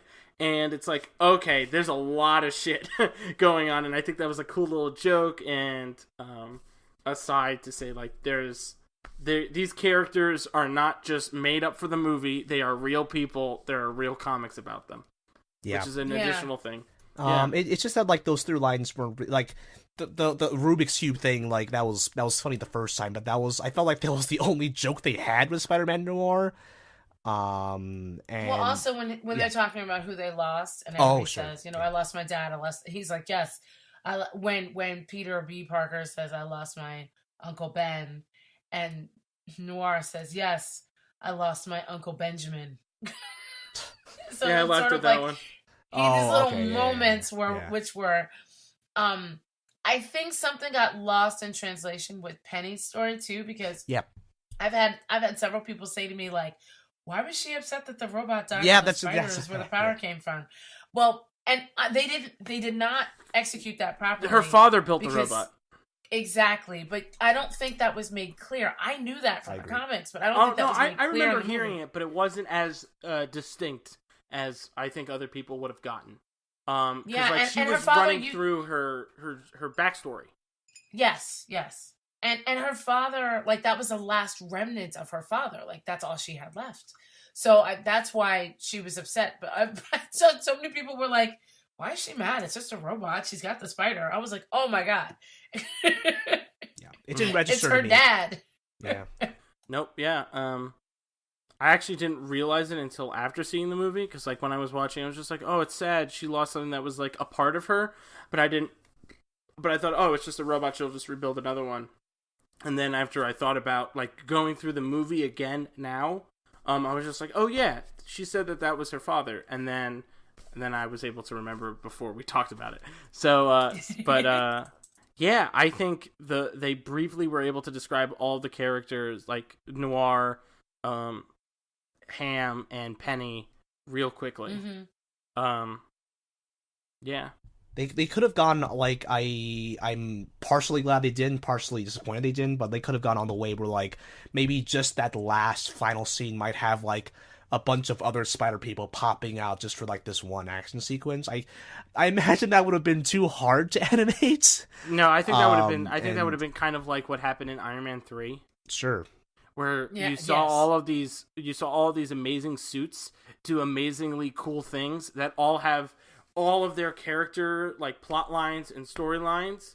They all get their 2 seconds of screen time. But then you see them of 2 seconds, and then they get put back into their own timeline. And you're just like, I wanted more of that. So thank you. Yeah, I don't want that. And I don't want that. I could have used more of that and less of the Tony Stark Ambien commercial that was at, like, the beginning of that movie. Oh my. oh, okay. I was wondering what you were talking about. Yeah. Because he was like, I can't sleep. I can't. Nobody. There's something in this. I'm not dedicated to this anymore. I wonder if Pepper even loves me anymore. He just kept monologuing and he kept staying up at night. And I'm like, somebody give him a sleeping pill so we can get out of this scene. Well, PTSD is pretty intense, and I don't know if Ambien could just psychiatrist. Be But I think that was my problem with that. I wasn't getting PTSD from him, and I don't know if it was the writing or the performance. But again, this is me having many, many problems with Iron Man 3, and it's personal. Yeah. I know. All I'll say about this is that if you see writer-director Shane Black's take on autism in The Predator, you'll understand maybe why he doesn't really get PTSD in Iron Man 3. But oh no, it's like really bad combined with the fact that Shane Black allowed a pedophile to be in Predator. Yeah. So Yeah. But no, I felt Anyway. that also though when I saw Predator, I was like, whoa, Why would there's you everybody here has a mental Why would you see this movie? disability. I had to. I had to. I had to talk about it for my job. I swear. Oh my god. See, this is the problem with capitalism: is that you have to then then you have to watch horrible I drank movies. heavily afterwards. If it makes you feel better. I hate that movie so much. See, good thing. Yeah, it was. Good thing I don't have it was jobs wrong like on a you lot of two levels. that make you watch bad movies. Spider-Man. Sorry. Yes, which was not. No, the only other thing I was going to say about Penny is that now this is something that I actually have to look up. I do know that in order to use it's basically the SP/DR suit, which is the spider suit. Okay. The radioactive spider is actually part of the suit, and you can't run it unless it bites you. So I'm pretty sure that every time she gets in the suit, it has to bite her. But I have to go back and check that. I do know that it had to bite her the first time. But that's kind of the way the suit works. Get that little weird pinch, system. and now you're in. Yeah. Yeah, it's like you have to be like drift compatible with the with the spider. Oh my god. That's sort of the way, and she's from Earth. Like, wait, I have to look this up. She's I like don't in the remember this future. number. Yes, she's from Earth 14512. Did the Marvel writers just pull the numbers out of their ass? So here's the thing. Well, this is a technical thing that I wanted to bring up. So like, there is a handbook floating out there with all the number designations for all these universe, right? Like even with the What If comics. So like the MCU is like 19999 whatever. There's 1602 is 313, I believe. Sure. Yeah. So if 311, sorry. Yeah. So with Peter Parker. I'm confused. So like if let's say So Spider-Man Into the Spider-Verse is like part of the Marvel multiverse. So when you have different when you have different universes in this movie, are they also all their own numbers too? And are they like they same... actually in the scene in the beginning of the movie where in the first the particle accelerator went on, you saw on a screen all of the different multiverse dimensions actually have numbers designated to them. I don't know if those were the actual numbers because all of the characters that came into our universe have different numbers. Yeah, so like I saw 616 on that screen, but like we did not see 616 Spider-Man here, right? You get what I'm saying here? Peter B. Parker is amazing Spider-Man. Yeah, he's amazing, but he's let me see. I'm pretty sure, and I have to again look this up. I'm almost positive that Peter A was supposed to be 616. That's what I was thinking. Right, but I thought that the universe that they were in was. So are there two different 616s then? Actually, there might be this. Peter B. Parker, the Amazing Spider-Man, might be 616, but the Spider-Man that we were looking at was a different, separate Spider-Man in Miles Morales' universe, which would be the Ultimate Universe. Which would be the Ultimate Universe. Okay, no, that actually makes more sense. That actually makes more sense. Is the OG one. That means, Peter B. Parker is from 616. You're absolutely right. Because I keep thinking that Peter A. Parker, which is what I want to call that one, I keep thinking he was a separate universe, but he wasn't. He was in the same universe as Miles. Yeah. But like, so I agree with Anthony. Part of me actually thought that when his head got dunked into the particle accelerator, that actually that was the moment he was going to die. Because I knew he was going to die, but I thought his particles were going to scatter throughout the entire multiverse, and that's how it created every single Spider-Man in every other universe. Yeah, they kind of did a Final Destination with that. Yeah, you thought that was when he was going to die. That's not what it was. Yeah, because I only thought there was because the whole thing was like, oh, there's only one Spider-Man, and then it sent the Spider-Man particles out everywhere, and then it created the same structure of Spider-Man in multiple different universes at different times, and it basically created that spider that bit Miles, and then that spider went back in time to right before it bit Miles. right before Congratulations, Amy Pascal has hired you to be the writer of the next Spider-Verse movie. Oh god, I hate this. Why does my head hurt? My head hurts so much. Oh my god, I hate it. But then, and then I think also I had a better handle on the different universes until Secret Wars, and then I was like, all right, really? They just kind of pushed them together, right? And Battle Worlds, I think they might do and Superior Spider-Man, because I know there's a Superior Spider-Man run out right now. So it'd be cool if they did a movie version of that. And then there's also Spider-Geddon. But actually, they could set up... I think this movie is poised to set up, like, not just 3 different movies. I could see Peter Porker having a Saturday morning cartoon again for kids. It would be so good. It would be so good. John Mulaney would have a TV show again. That would be good.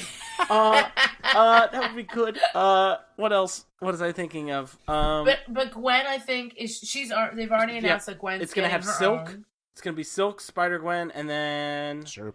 I'm missing the third one.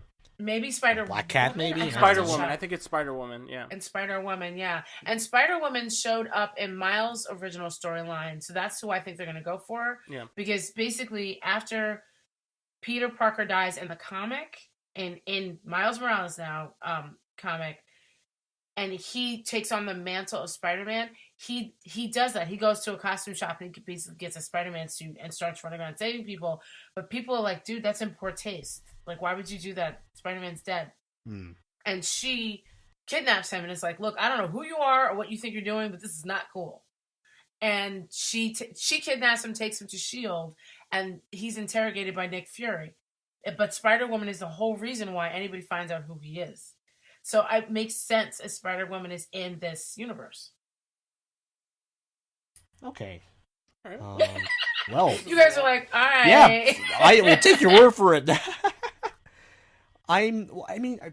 This is partially because it's like Phil Lord and Chris Miller, but like, I felt I had a lot of Lego Movie vibes, not in terms of like, they both had kind of like breakneck action paces, but I feel like the Lego Movie spun off into its own, like there's Lego Batman movie, Lego Ninja, yada yada yada, and like, are they gonna Lego Movie the Spider-Verse? Are they gonna have like separate spin-offs? And it sounds like that's the plan. Like that sounds like that's exactly what they announced. But can you see that being a sustainable like sub-franchise of like separate Spider-Verse movies with their own styles, I guess? Is that something you want to see? Well, something Sony wants to see. There's money. There's a lot of money there. I can see that. I can see it happening. I don't know if like trademark wise, because I feel like so much of DC has that on lock.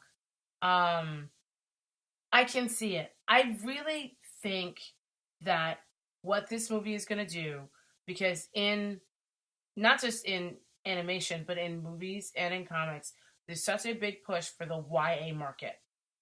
I think there's like 5 different movies. Yes, there you go.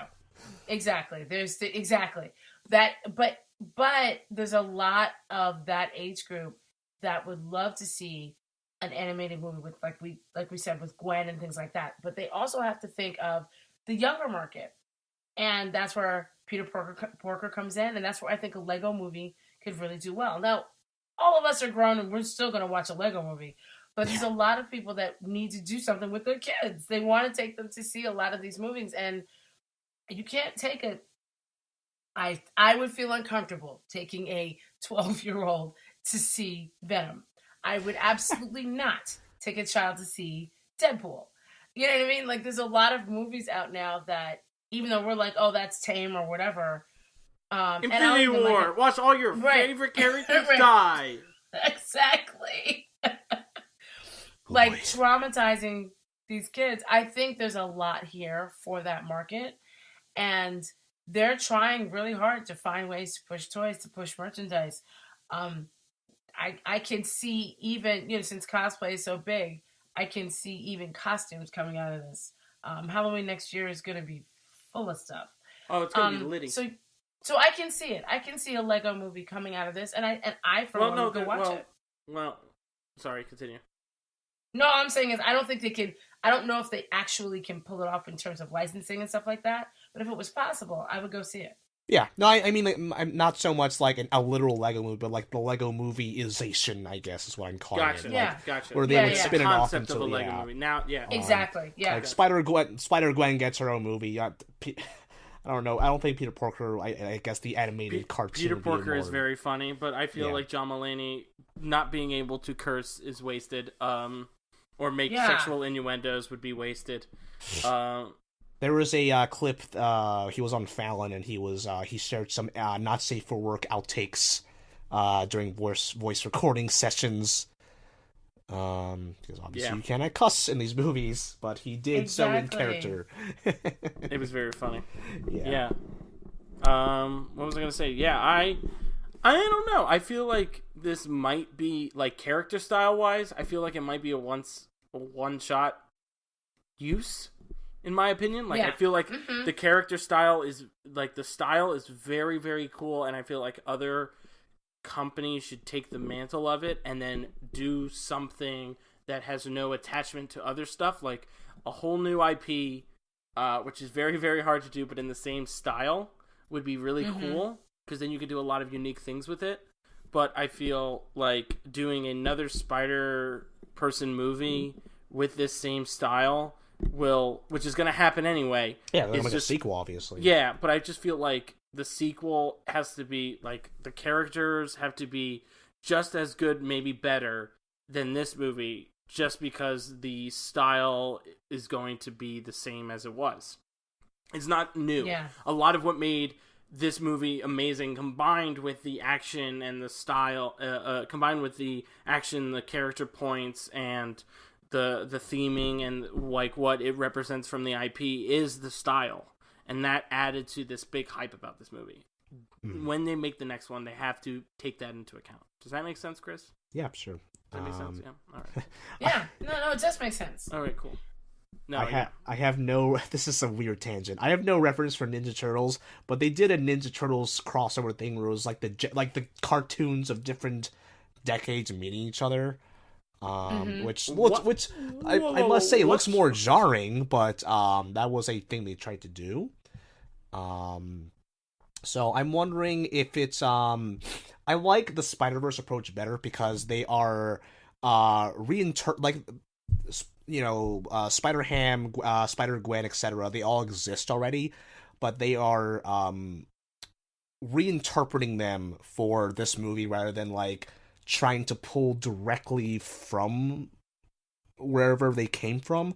Like if they tried to pull in like say 60s Spider-Man, he was in the final credit scene, but if they tried to make him a full character in that movie, I don't think that would have worked as well. But if they tried to like stay true to the original 60s animation, I don't think that would have worked very well. You're Spider-Man. Yeah. So yeah, like you know, you can't just you have to like adjust things. I think the I'm sorry for going on another tangent, but the thing I would compare this to is like how Smash Bros takes all these Nintendo characters together, but they make them, even though they have different proportions and whatnot and different styles, they all look like they belong in the same place. Yeah. Whereas PlayStation tried to do their own Smash Brothers, and they just kind of copied and pasted. And putting Nathan Drake next to Parappa the Rapper it looked awful. It looked terrible. Putting the character from is it Inhuman? The one with the guy with the electrical fingers? Infamous. Infamous, thank you. Yeah. Infamous next to Sly Cooper is really silly. And remember, is a thing that also exists for the PlayStation 3. You can get it in stores now. No, don't push this here.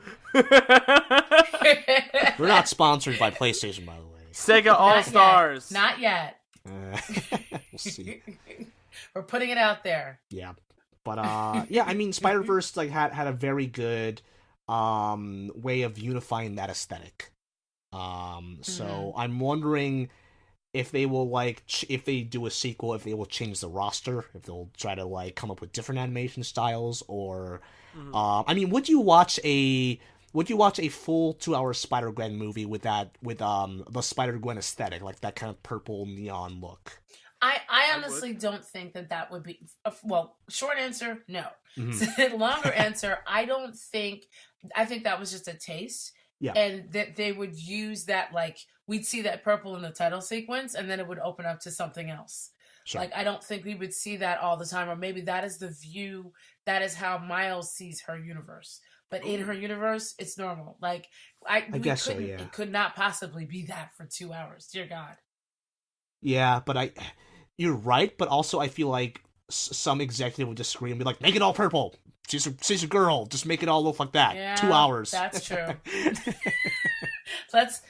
Let's hope that somebody. Haley Steinfeld, she was in Bumblebee. She's a leading actress now. Make this movie. And exactly. Bumblebee's an amazing movie. Yeah. Is what they will say. Yeah. Right? I mean, she's Oscar nominated. True Grit was a great movie. Wait, really? Oh, wow. Wait, what? Yeah, Wait, whoa. Wait a minute. Haley Steinfeld was in True Grit? She was the girl, like, who was trying to, like, avenge her dad or something. I forget, but yeah. That's... None of you are seeing this, but I am taking my glasses off. I am putting them on the ground. I am putting the fingers to the bridge of my nose, and I am just going, I do not know any of this. This is all like news the Antonio This Banderas gif, is, like, of him, yeah, like... yeah, there's that one gif from him in Spy Kids that I believe is him doing that exact same thing. I don't think it's from Spy Kids, but yeah. I did not know we would be quoting Spy Kids this evening. Also, something that I learned is, and I'll be talking about it, but Sabrina brought it up. Sure. Aquaman is Island of Lost Dreams. Spy Kids okay, too. stop this right now. No, we're not having this conversation here. We're talking about this in like, another not topic episode, today. But I haven't even seen it yet, I brought up man. Spy Kids, so I had to bring up Spy Kids, the last recent reference to Spy Kids, in my head. That's hilarious. God damn you, Anthony. I get that a lot. You know what they say? I'm obnoxious but endearing. Finger guns. Okay, last thing I kind of want to ask, but you know, I'm kind of playing stupid. I'm kind of playing devil's advocate, but could you answer the question of why it is important for Miles Morales to exist? Why is it important for children to see? You know, he was in the comics, but like now this is his first mainstream film. Why is that? Why is that important? Would you say? How would you describe that? Okay, well, I'll start with the obvious, which I think is very true, and that is representation matters, or in my world, I call it normalization matters. I think the thing that happened at the beginning of this year that we were just saying, longest year ever, Black Panther proved, T'Challa, son of T'Chaka, proved that a movie with not just a diverse cast of characters, but people of color in the leads, Black people in the leads, Black Latino in the leads, can do really well. Look how much money that made, and look how it's affected so many other genres. So it's sort of one thing that to say it, but another thing to prove it. Okay, so that's one thing. Second, I'm going to bring up an analogy.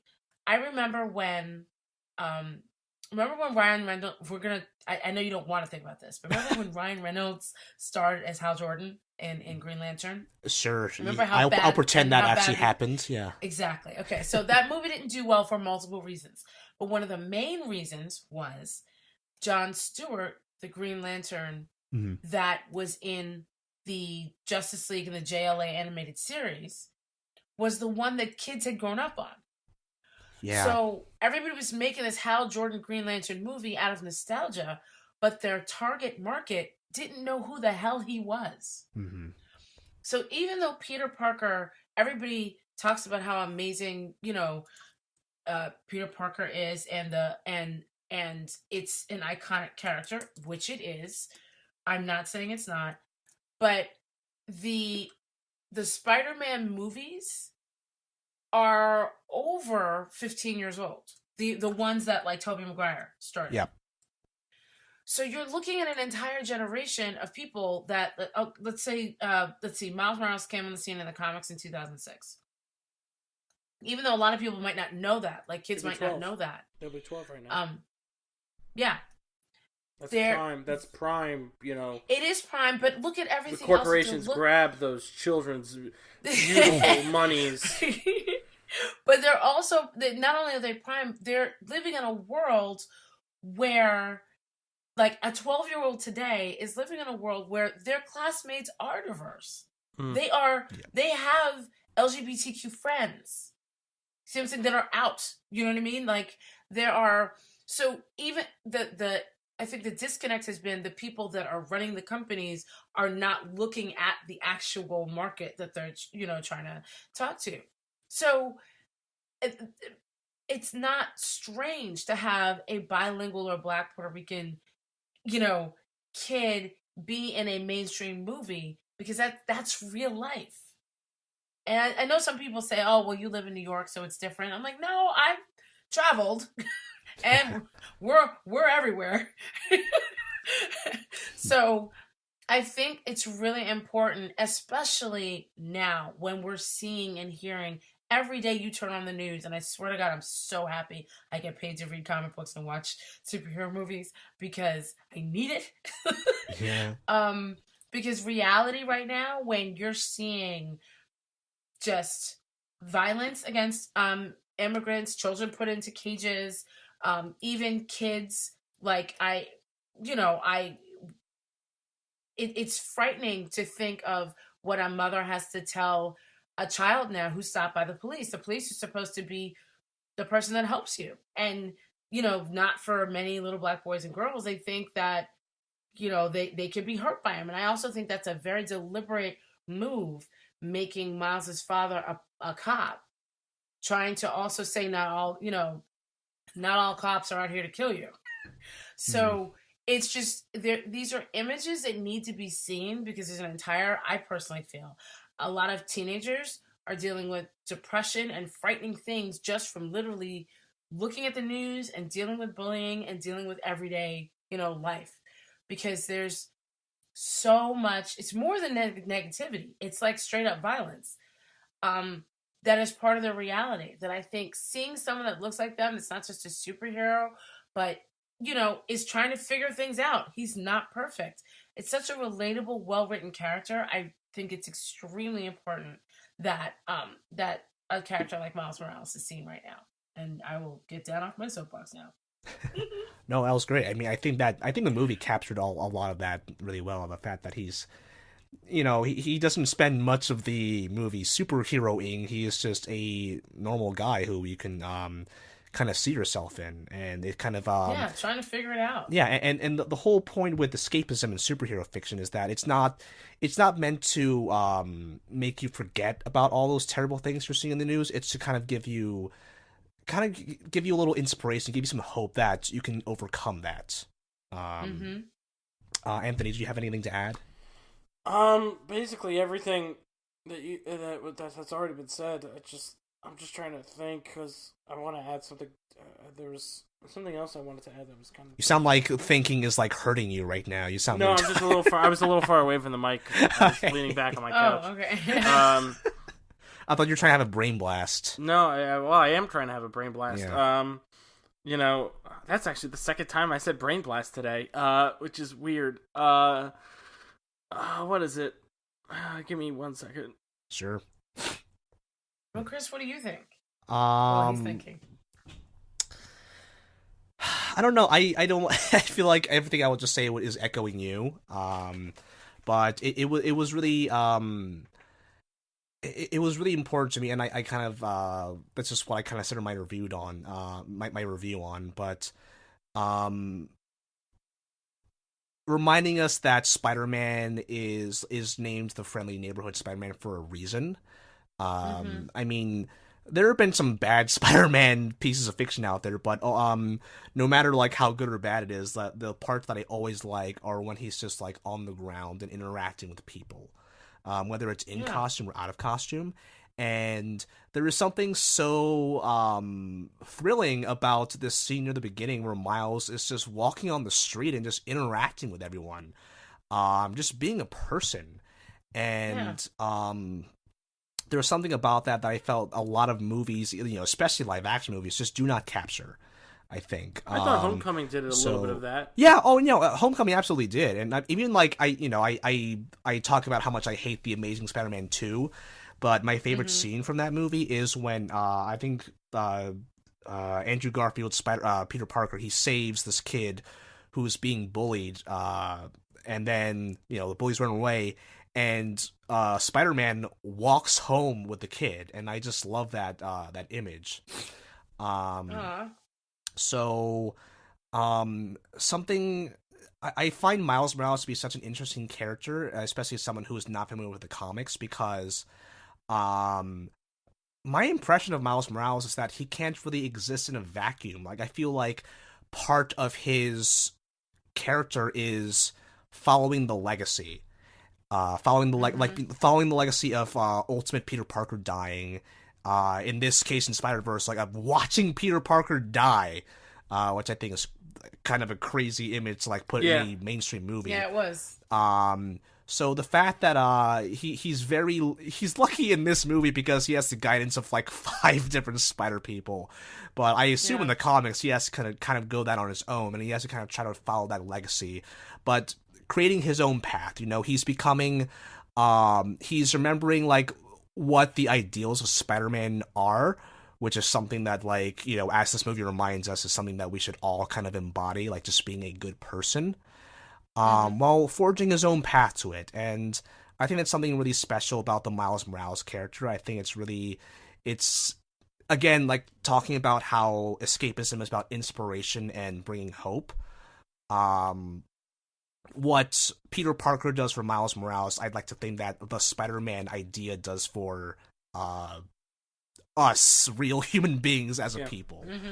And I think Miles Morales is just such a good way to convey that, and that's why I just realized that Shameik Moore is also the guy from Dope, which I love. I love that movie, Dope. Yeah. And that character was sort of like semi-superhero, a little bit, and he's also from The Get Down. Yeah. Oh man, I have to binge that sometime because I keep. Me too. Yep. I have some minor Rain Blast.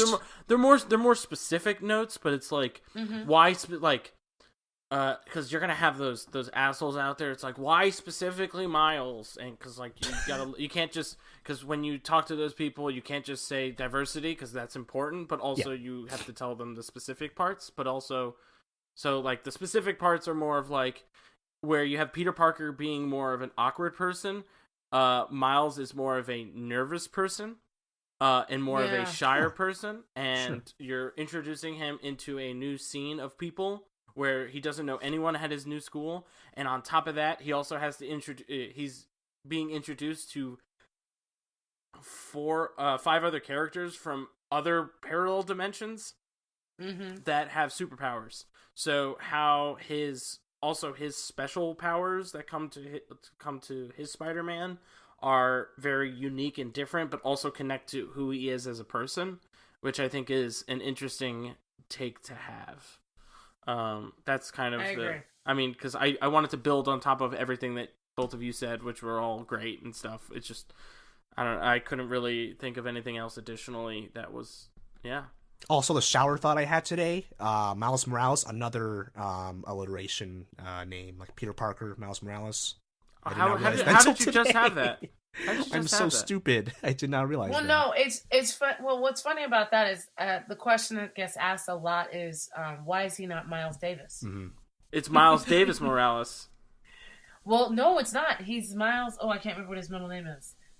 Well, no, I thought his last name was both of his parents' names. That's what is assumed, but it's never written. If you look at like the Marvel Wiki, his last name is Morales. So and a lot of people wow, that's very progressive of the dad to take the wife's name. That's what I went for. But then, of course, there were trolls who were like, "Oh, she was a single mother." It's like, wow, no, she actually wasn't. But okay. Miles Davis is already taken. Also, jazz right? musician. Exactly. Also, Jefferson Davis and Miles Davis are related. Jefferson Davis. Oh God, no! I take that back. See? Oh Jesus! You just got it right. Oh God, Anthony just got it. You're right, man. God. Oh no. Sweet Jesus. That was funny watching that happen. No. Or listening to it happen. Oh God. You're gonna be all right, man. Breathe deep. It's one blowing everyone's mind today, kind of like Yes. not nitpicky type of thing, but just like a question. It was just interesting seeing all the different suits in Spider-Man, like all the different Hanging suits up. that you can play with in Spider-Man PS4 be the suits that Peter A. Parker has in a cage in his basement. I know. Like all of the Spider-Man suits. There was the green and black one. There was the gold and black one. There was I don't know if there was the Punk Spider-Man. There was the PS4 Spider-Man suit, and it's just like, where did he get all these suits? Some of those are from different timelines. Yeah, some of those I are won't from dwell different on this dimensions. because we should wrap this up soon. But like, were those all suits that he used, or were they like from other dimensions? I was so confused by that little bit. But there was no way to find out because he was gone by that time. Yeah, The only witness so dead. the Spider-Man that we saw at the end of the movie, other than the 1962 Spider-Man, which was interesting because in the credits it said content from the Spider-Man TV show 1962 to whatever is owned by Marvel Television. I was just like, oh, okay, that's because they referenced the Spider-Man theme song earlier on in the movie, not to what would actually happen in the end credit scene, because that happens sometimes where the credits actually well it is also both. Okay. The credits sometimes tease what's going to happen in the end credits. Yeah. Because like in like Guardians 1, it's I'm sorry, I know, Chris, we gotta end it. They had Howard the Duck created by, but after his scene. So I'm not sure if that was what you were going for. Was that the end credits or the mid credits? That was the end credits. Okay, yeah. See, that was it said Howard the Duck played by whatever his name, Seth Green, but that was in the main credits, right? I don't think so. I think he was uncredited, and they did not have the created by credit until after the post-credits scene. I get what you're saying, though. I get what you're saying. Yeah. This is a dumb, silly thing, but regardless, like that's Spider-Man 2099, like Oscar Isaac, where you could actually play as that suit in Spider-Man PS4. So I thought it was really interesting. They're really going all out with this. They're bringing everything. Cutting deep. Yeah, so they are. Sony, they got something in this for everybody. Sony did the smart thing and realized, hey, we have all these Spider-Man characters, and there's a lot of Spider-Man characters. So we're just like, hey, let's make a Spider-Man video game, and let's also make an animated Spider-Man movie with a unique animation style, and have 6 different Spider-Mans in it. And then with the Spider-Man video game, you have like 30 different suits that are from different Spider-Man timelines, and then introduce another Spider-Man in the end credit scene of this Spider-Man. That would be cool. Here's the last thing I'll say, because number 1, we have to wrap up. Number 2, I gotta use the bathroom really badly. I would not give Sony the corporation that much credit. No, I was gonna add, like, one of the things that I think is that mainline Sony didn't think this movie would do well.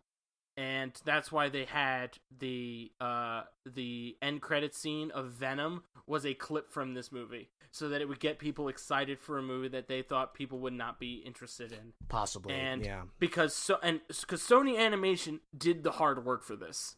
And this was the only time they did the hard work for this, because the other movie they made was the fucking Emoji Movie.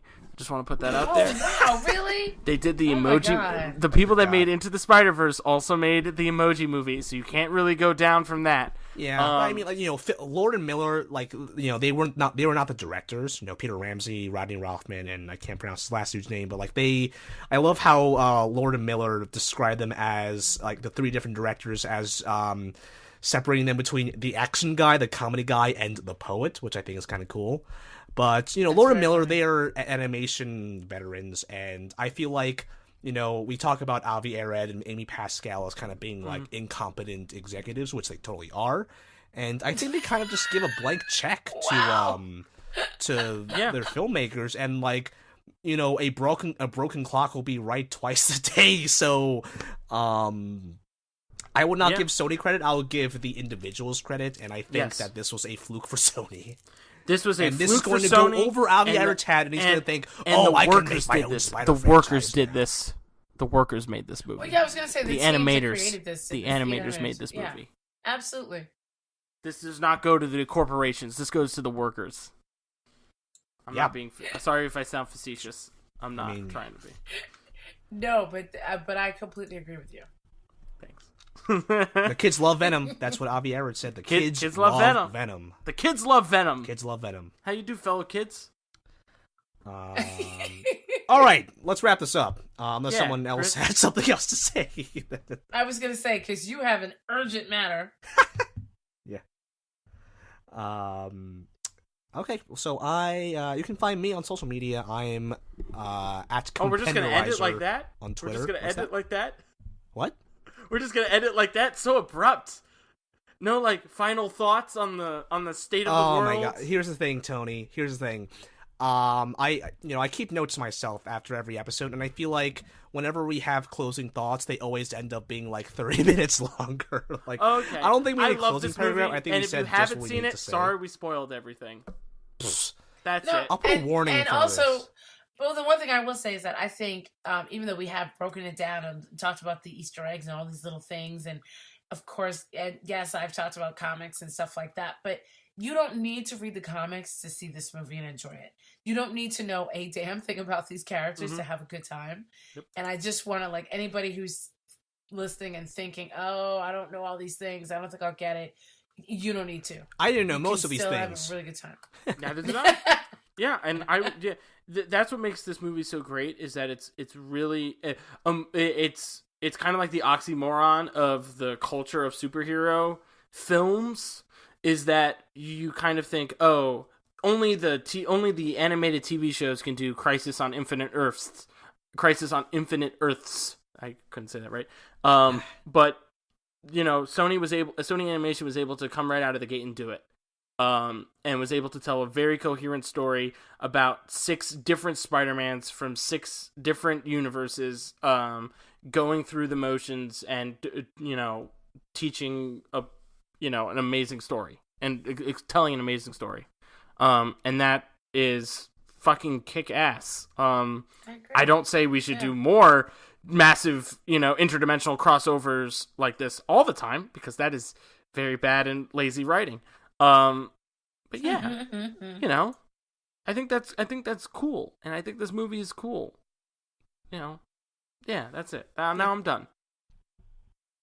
Yeah, that was our look into the Spider-Verse, let's call it, because they are absolutely going to make a verse of this animated sub-series. Now can we wrap up, Tony? Oh, you don't need my permission. I was just hey, you interrupted me in the first place when I tried to wrap it up. I interrupted you, but I was more of asking, why have we... Yep. Right, let's not. I'll fix this all in post. What'd you say? You guys are hilarious. You can find me, Chris Compendio, on Twitter at Compenderizer. Tony, where can people find you on Twitter? You can find me at the Pizza Taco. Yell at me all you want on Twitter. I'm fine. I'm on Twitter 90% of the day, so come check it out. Retweeting away, just engaging with. I'm engaging with the fans. Engaging with your fans, engaging with the people you are a fan of. Yes, exactly. Until they will. What's the phrase that Kojima said? Be ashamed of their words and deeds. You will be ashamed of your words and deeds when I subtweet you, and comment on and reply to your Twitter threads. Wahahaha. Yeah, it'll be a day in of society reckoning when the Pizza Taco is verified on Twier. Oh, that day will be good. When I get verified, the world will change. Let's hope that day never comes. Yeah. You can find Izzy at Deliverland. Caramel, where can people find you on Twitter? What else would you like to plug to the good people listening? Well, I'd like to plug. Well, first of all, you're right. I'm on Twitter all the time. I get mail there. Twitter and Instagram are like my social media of choice. I am basically the Blurred Girl everywhere. TheBlerdGurl. And I have a bunch of things. I have my own podcast called The Blurred Girl. I'm also on 2 other podcasts. I'm on one podcast that's weekly on Fridays with Sci-Fi called Who Won the Week. Those with my co-hosts Adam Swiderski and Danny Roth. And I also have a monthly podcast called Radical Geeks that I do with Angelique Roche. And that actually records. Our next one records live tomorrow. Our last one, we record it once a month in the basement of Anyone Comics in Brooklyn, and we actually have a live guest and a live audience, and it's $10 to get in, but you get a discount if you buy a comic in the store because it's Comic Book Day, which is when we always have them. Nice. And and it's really, really a lot of fun. And this is the last one we have for the year. And our guest is actually going to be Dan Fogler. If you remember him, he is the Nomaj from Fantastic Beasts. Yeah. He also starred in Balls of Fury. Yes. Oh my God! I remember him now in Balls of Fury. Why did you do this to me? Why did you do this to me? It is 10 o'clock at night. Job. Why did you this do is this? My job. I have to go this to bed in an hour. Why did you do this to me? Why? My job this evening is basically to blow Anthony's mind. Oh God. But yeah, so he's gonna be coming by tomorrow, and then if you obviously do not live in Brooklyn and cannot make it, the podcast will be up before the end of the year. But yeah, that's the other thing I do, and I'm a big fan of indie comics, and I also have a column on Sci-Fi called Indie Comic Spotlight, and that's also weekly. So definitely hit me up on Twitter if you're reading something really cool, if you just saw a really fun movie, if you have any more trivia, like you saw something else on a poster that I missed in in Spider-Man Into the Spider-Verse, please shout me out. And thank you guys. This has been a lot of fun. And I learned stuff. You guys saw stuff in the movie I didn't see, and I'm gonna go back and see it a second, possibly a third time. We all learn from each other. This is definitely one that I'm gonna and this is definitely one I'm gonna own because this is one for the collection. Oh yeah. Oh yeah. Oh yeah. This and Aquaman. I'm gonna buy the fucking DVD to Aquaman, and I'm gonna watch that whenever I want some Fast and the Furious mojo. Oh God, it's gonna be so good.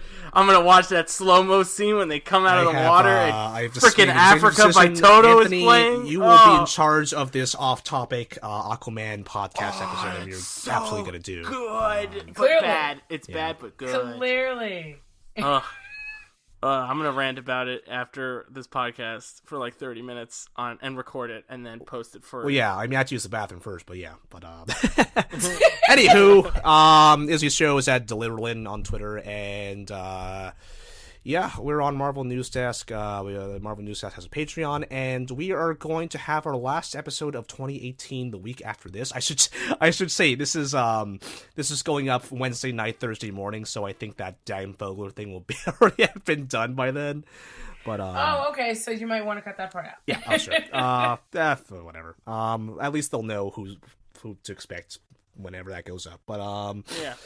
But yeah, we are going to have a Christmas episode next week. It's going to be, it should be me, Izzy, and Anthony talking about the year 2018, giving Daredevil a proper eulogy since we could not last time. And we have plenty of plans for 2019 that I will not say in this episode. But I will explain I will give my top 10 movies of the year. I have to actually compile that list. I have like 5 right now that I like love. Number 2, I'm going back and forth between Black Panther and Sorry to Bother You, and then Into the Spider-Verse is 3rd. But yeah, so that's a little tease for what's going to come. Yeah, Sorry to Bother You is like one of my favorite movies of all time now. It's very good. It's so good. It's very, very good. It was very good. Yes. And I'm still trying to get those earrings. Which one? There's so many. Sold out day one. I know. All right, this is like going on for 2 hours. Yep. So, this is actually, I think this is a little bit longer than our Venom episode, which was our longest episode by having 5 people in it. There are only 3 of us this time, so we were very excited. We had to learn all the comic book facts. Yeah, absolutely. Oh, I'm sorry if I made your podcast. No, it's fine. No, I'm sure this really is good. I like long podcasts. That's not sarcasm. I actually really do love long podcasts. Yeah, no, me too. I mean, I like listening to them. I'm just, I just really have to. Now pee. Chris gets to edit it. Yeah, after I pee. Anyway, that's it for AP Marvel, episode 29. Goodbye, everyone. Bye.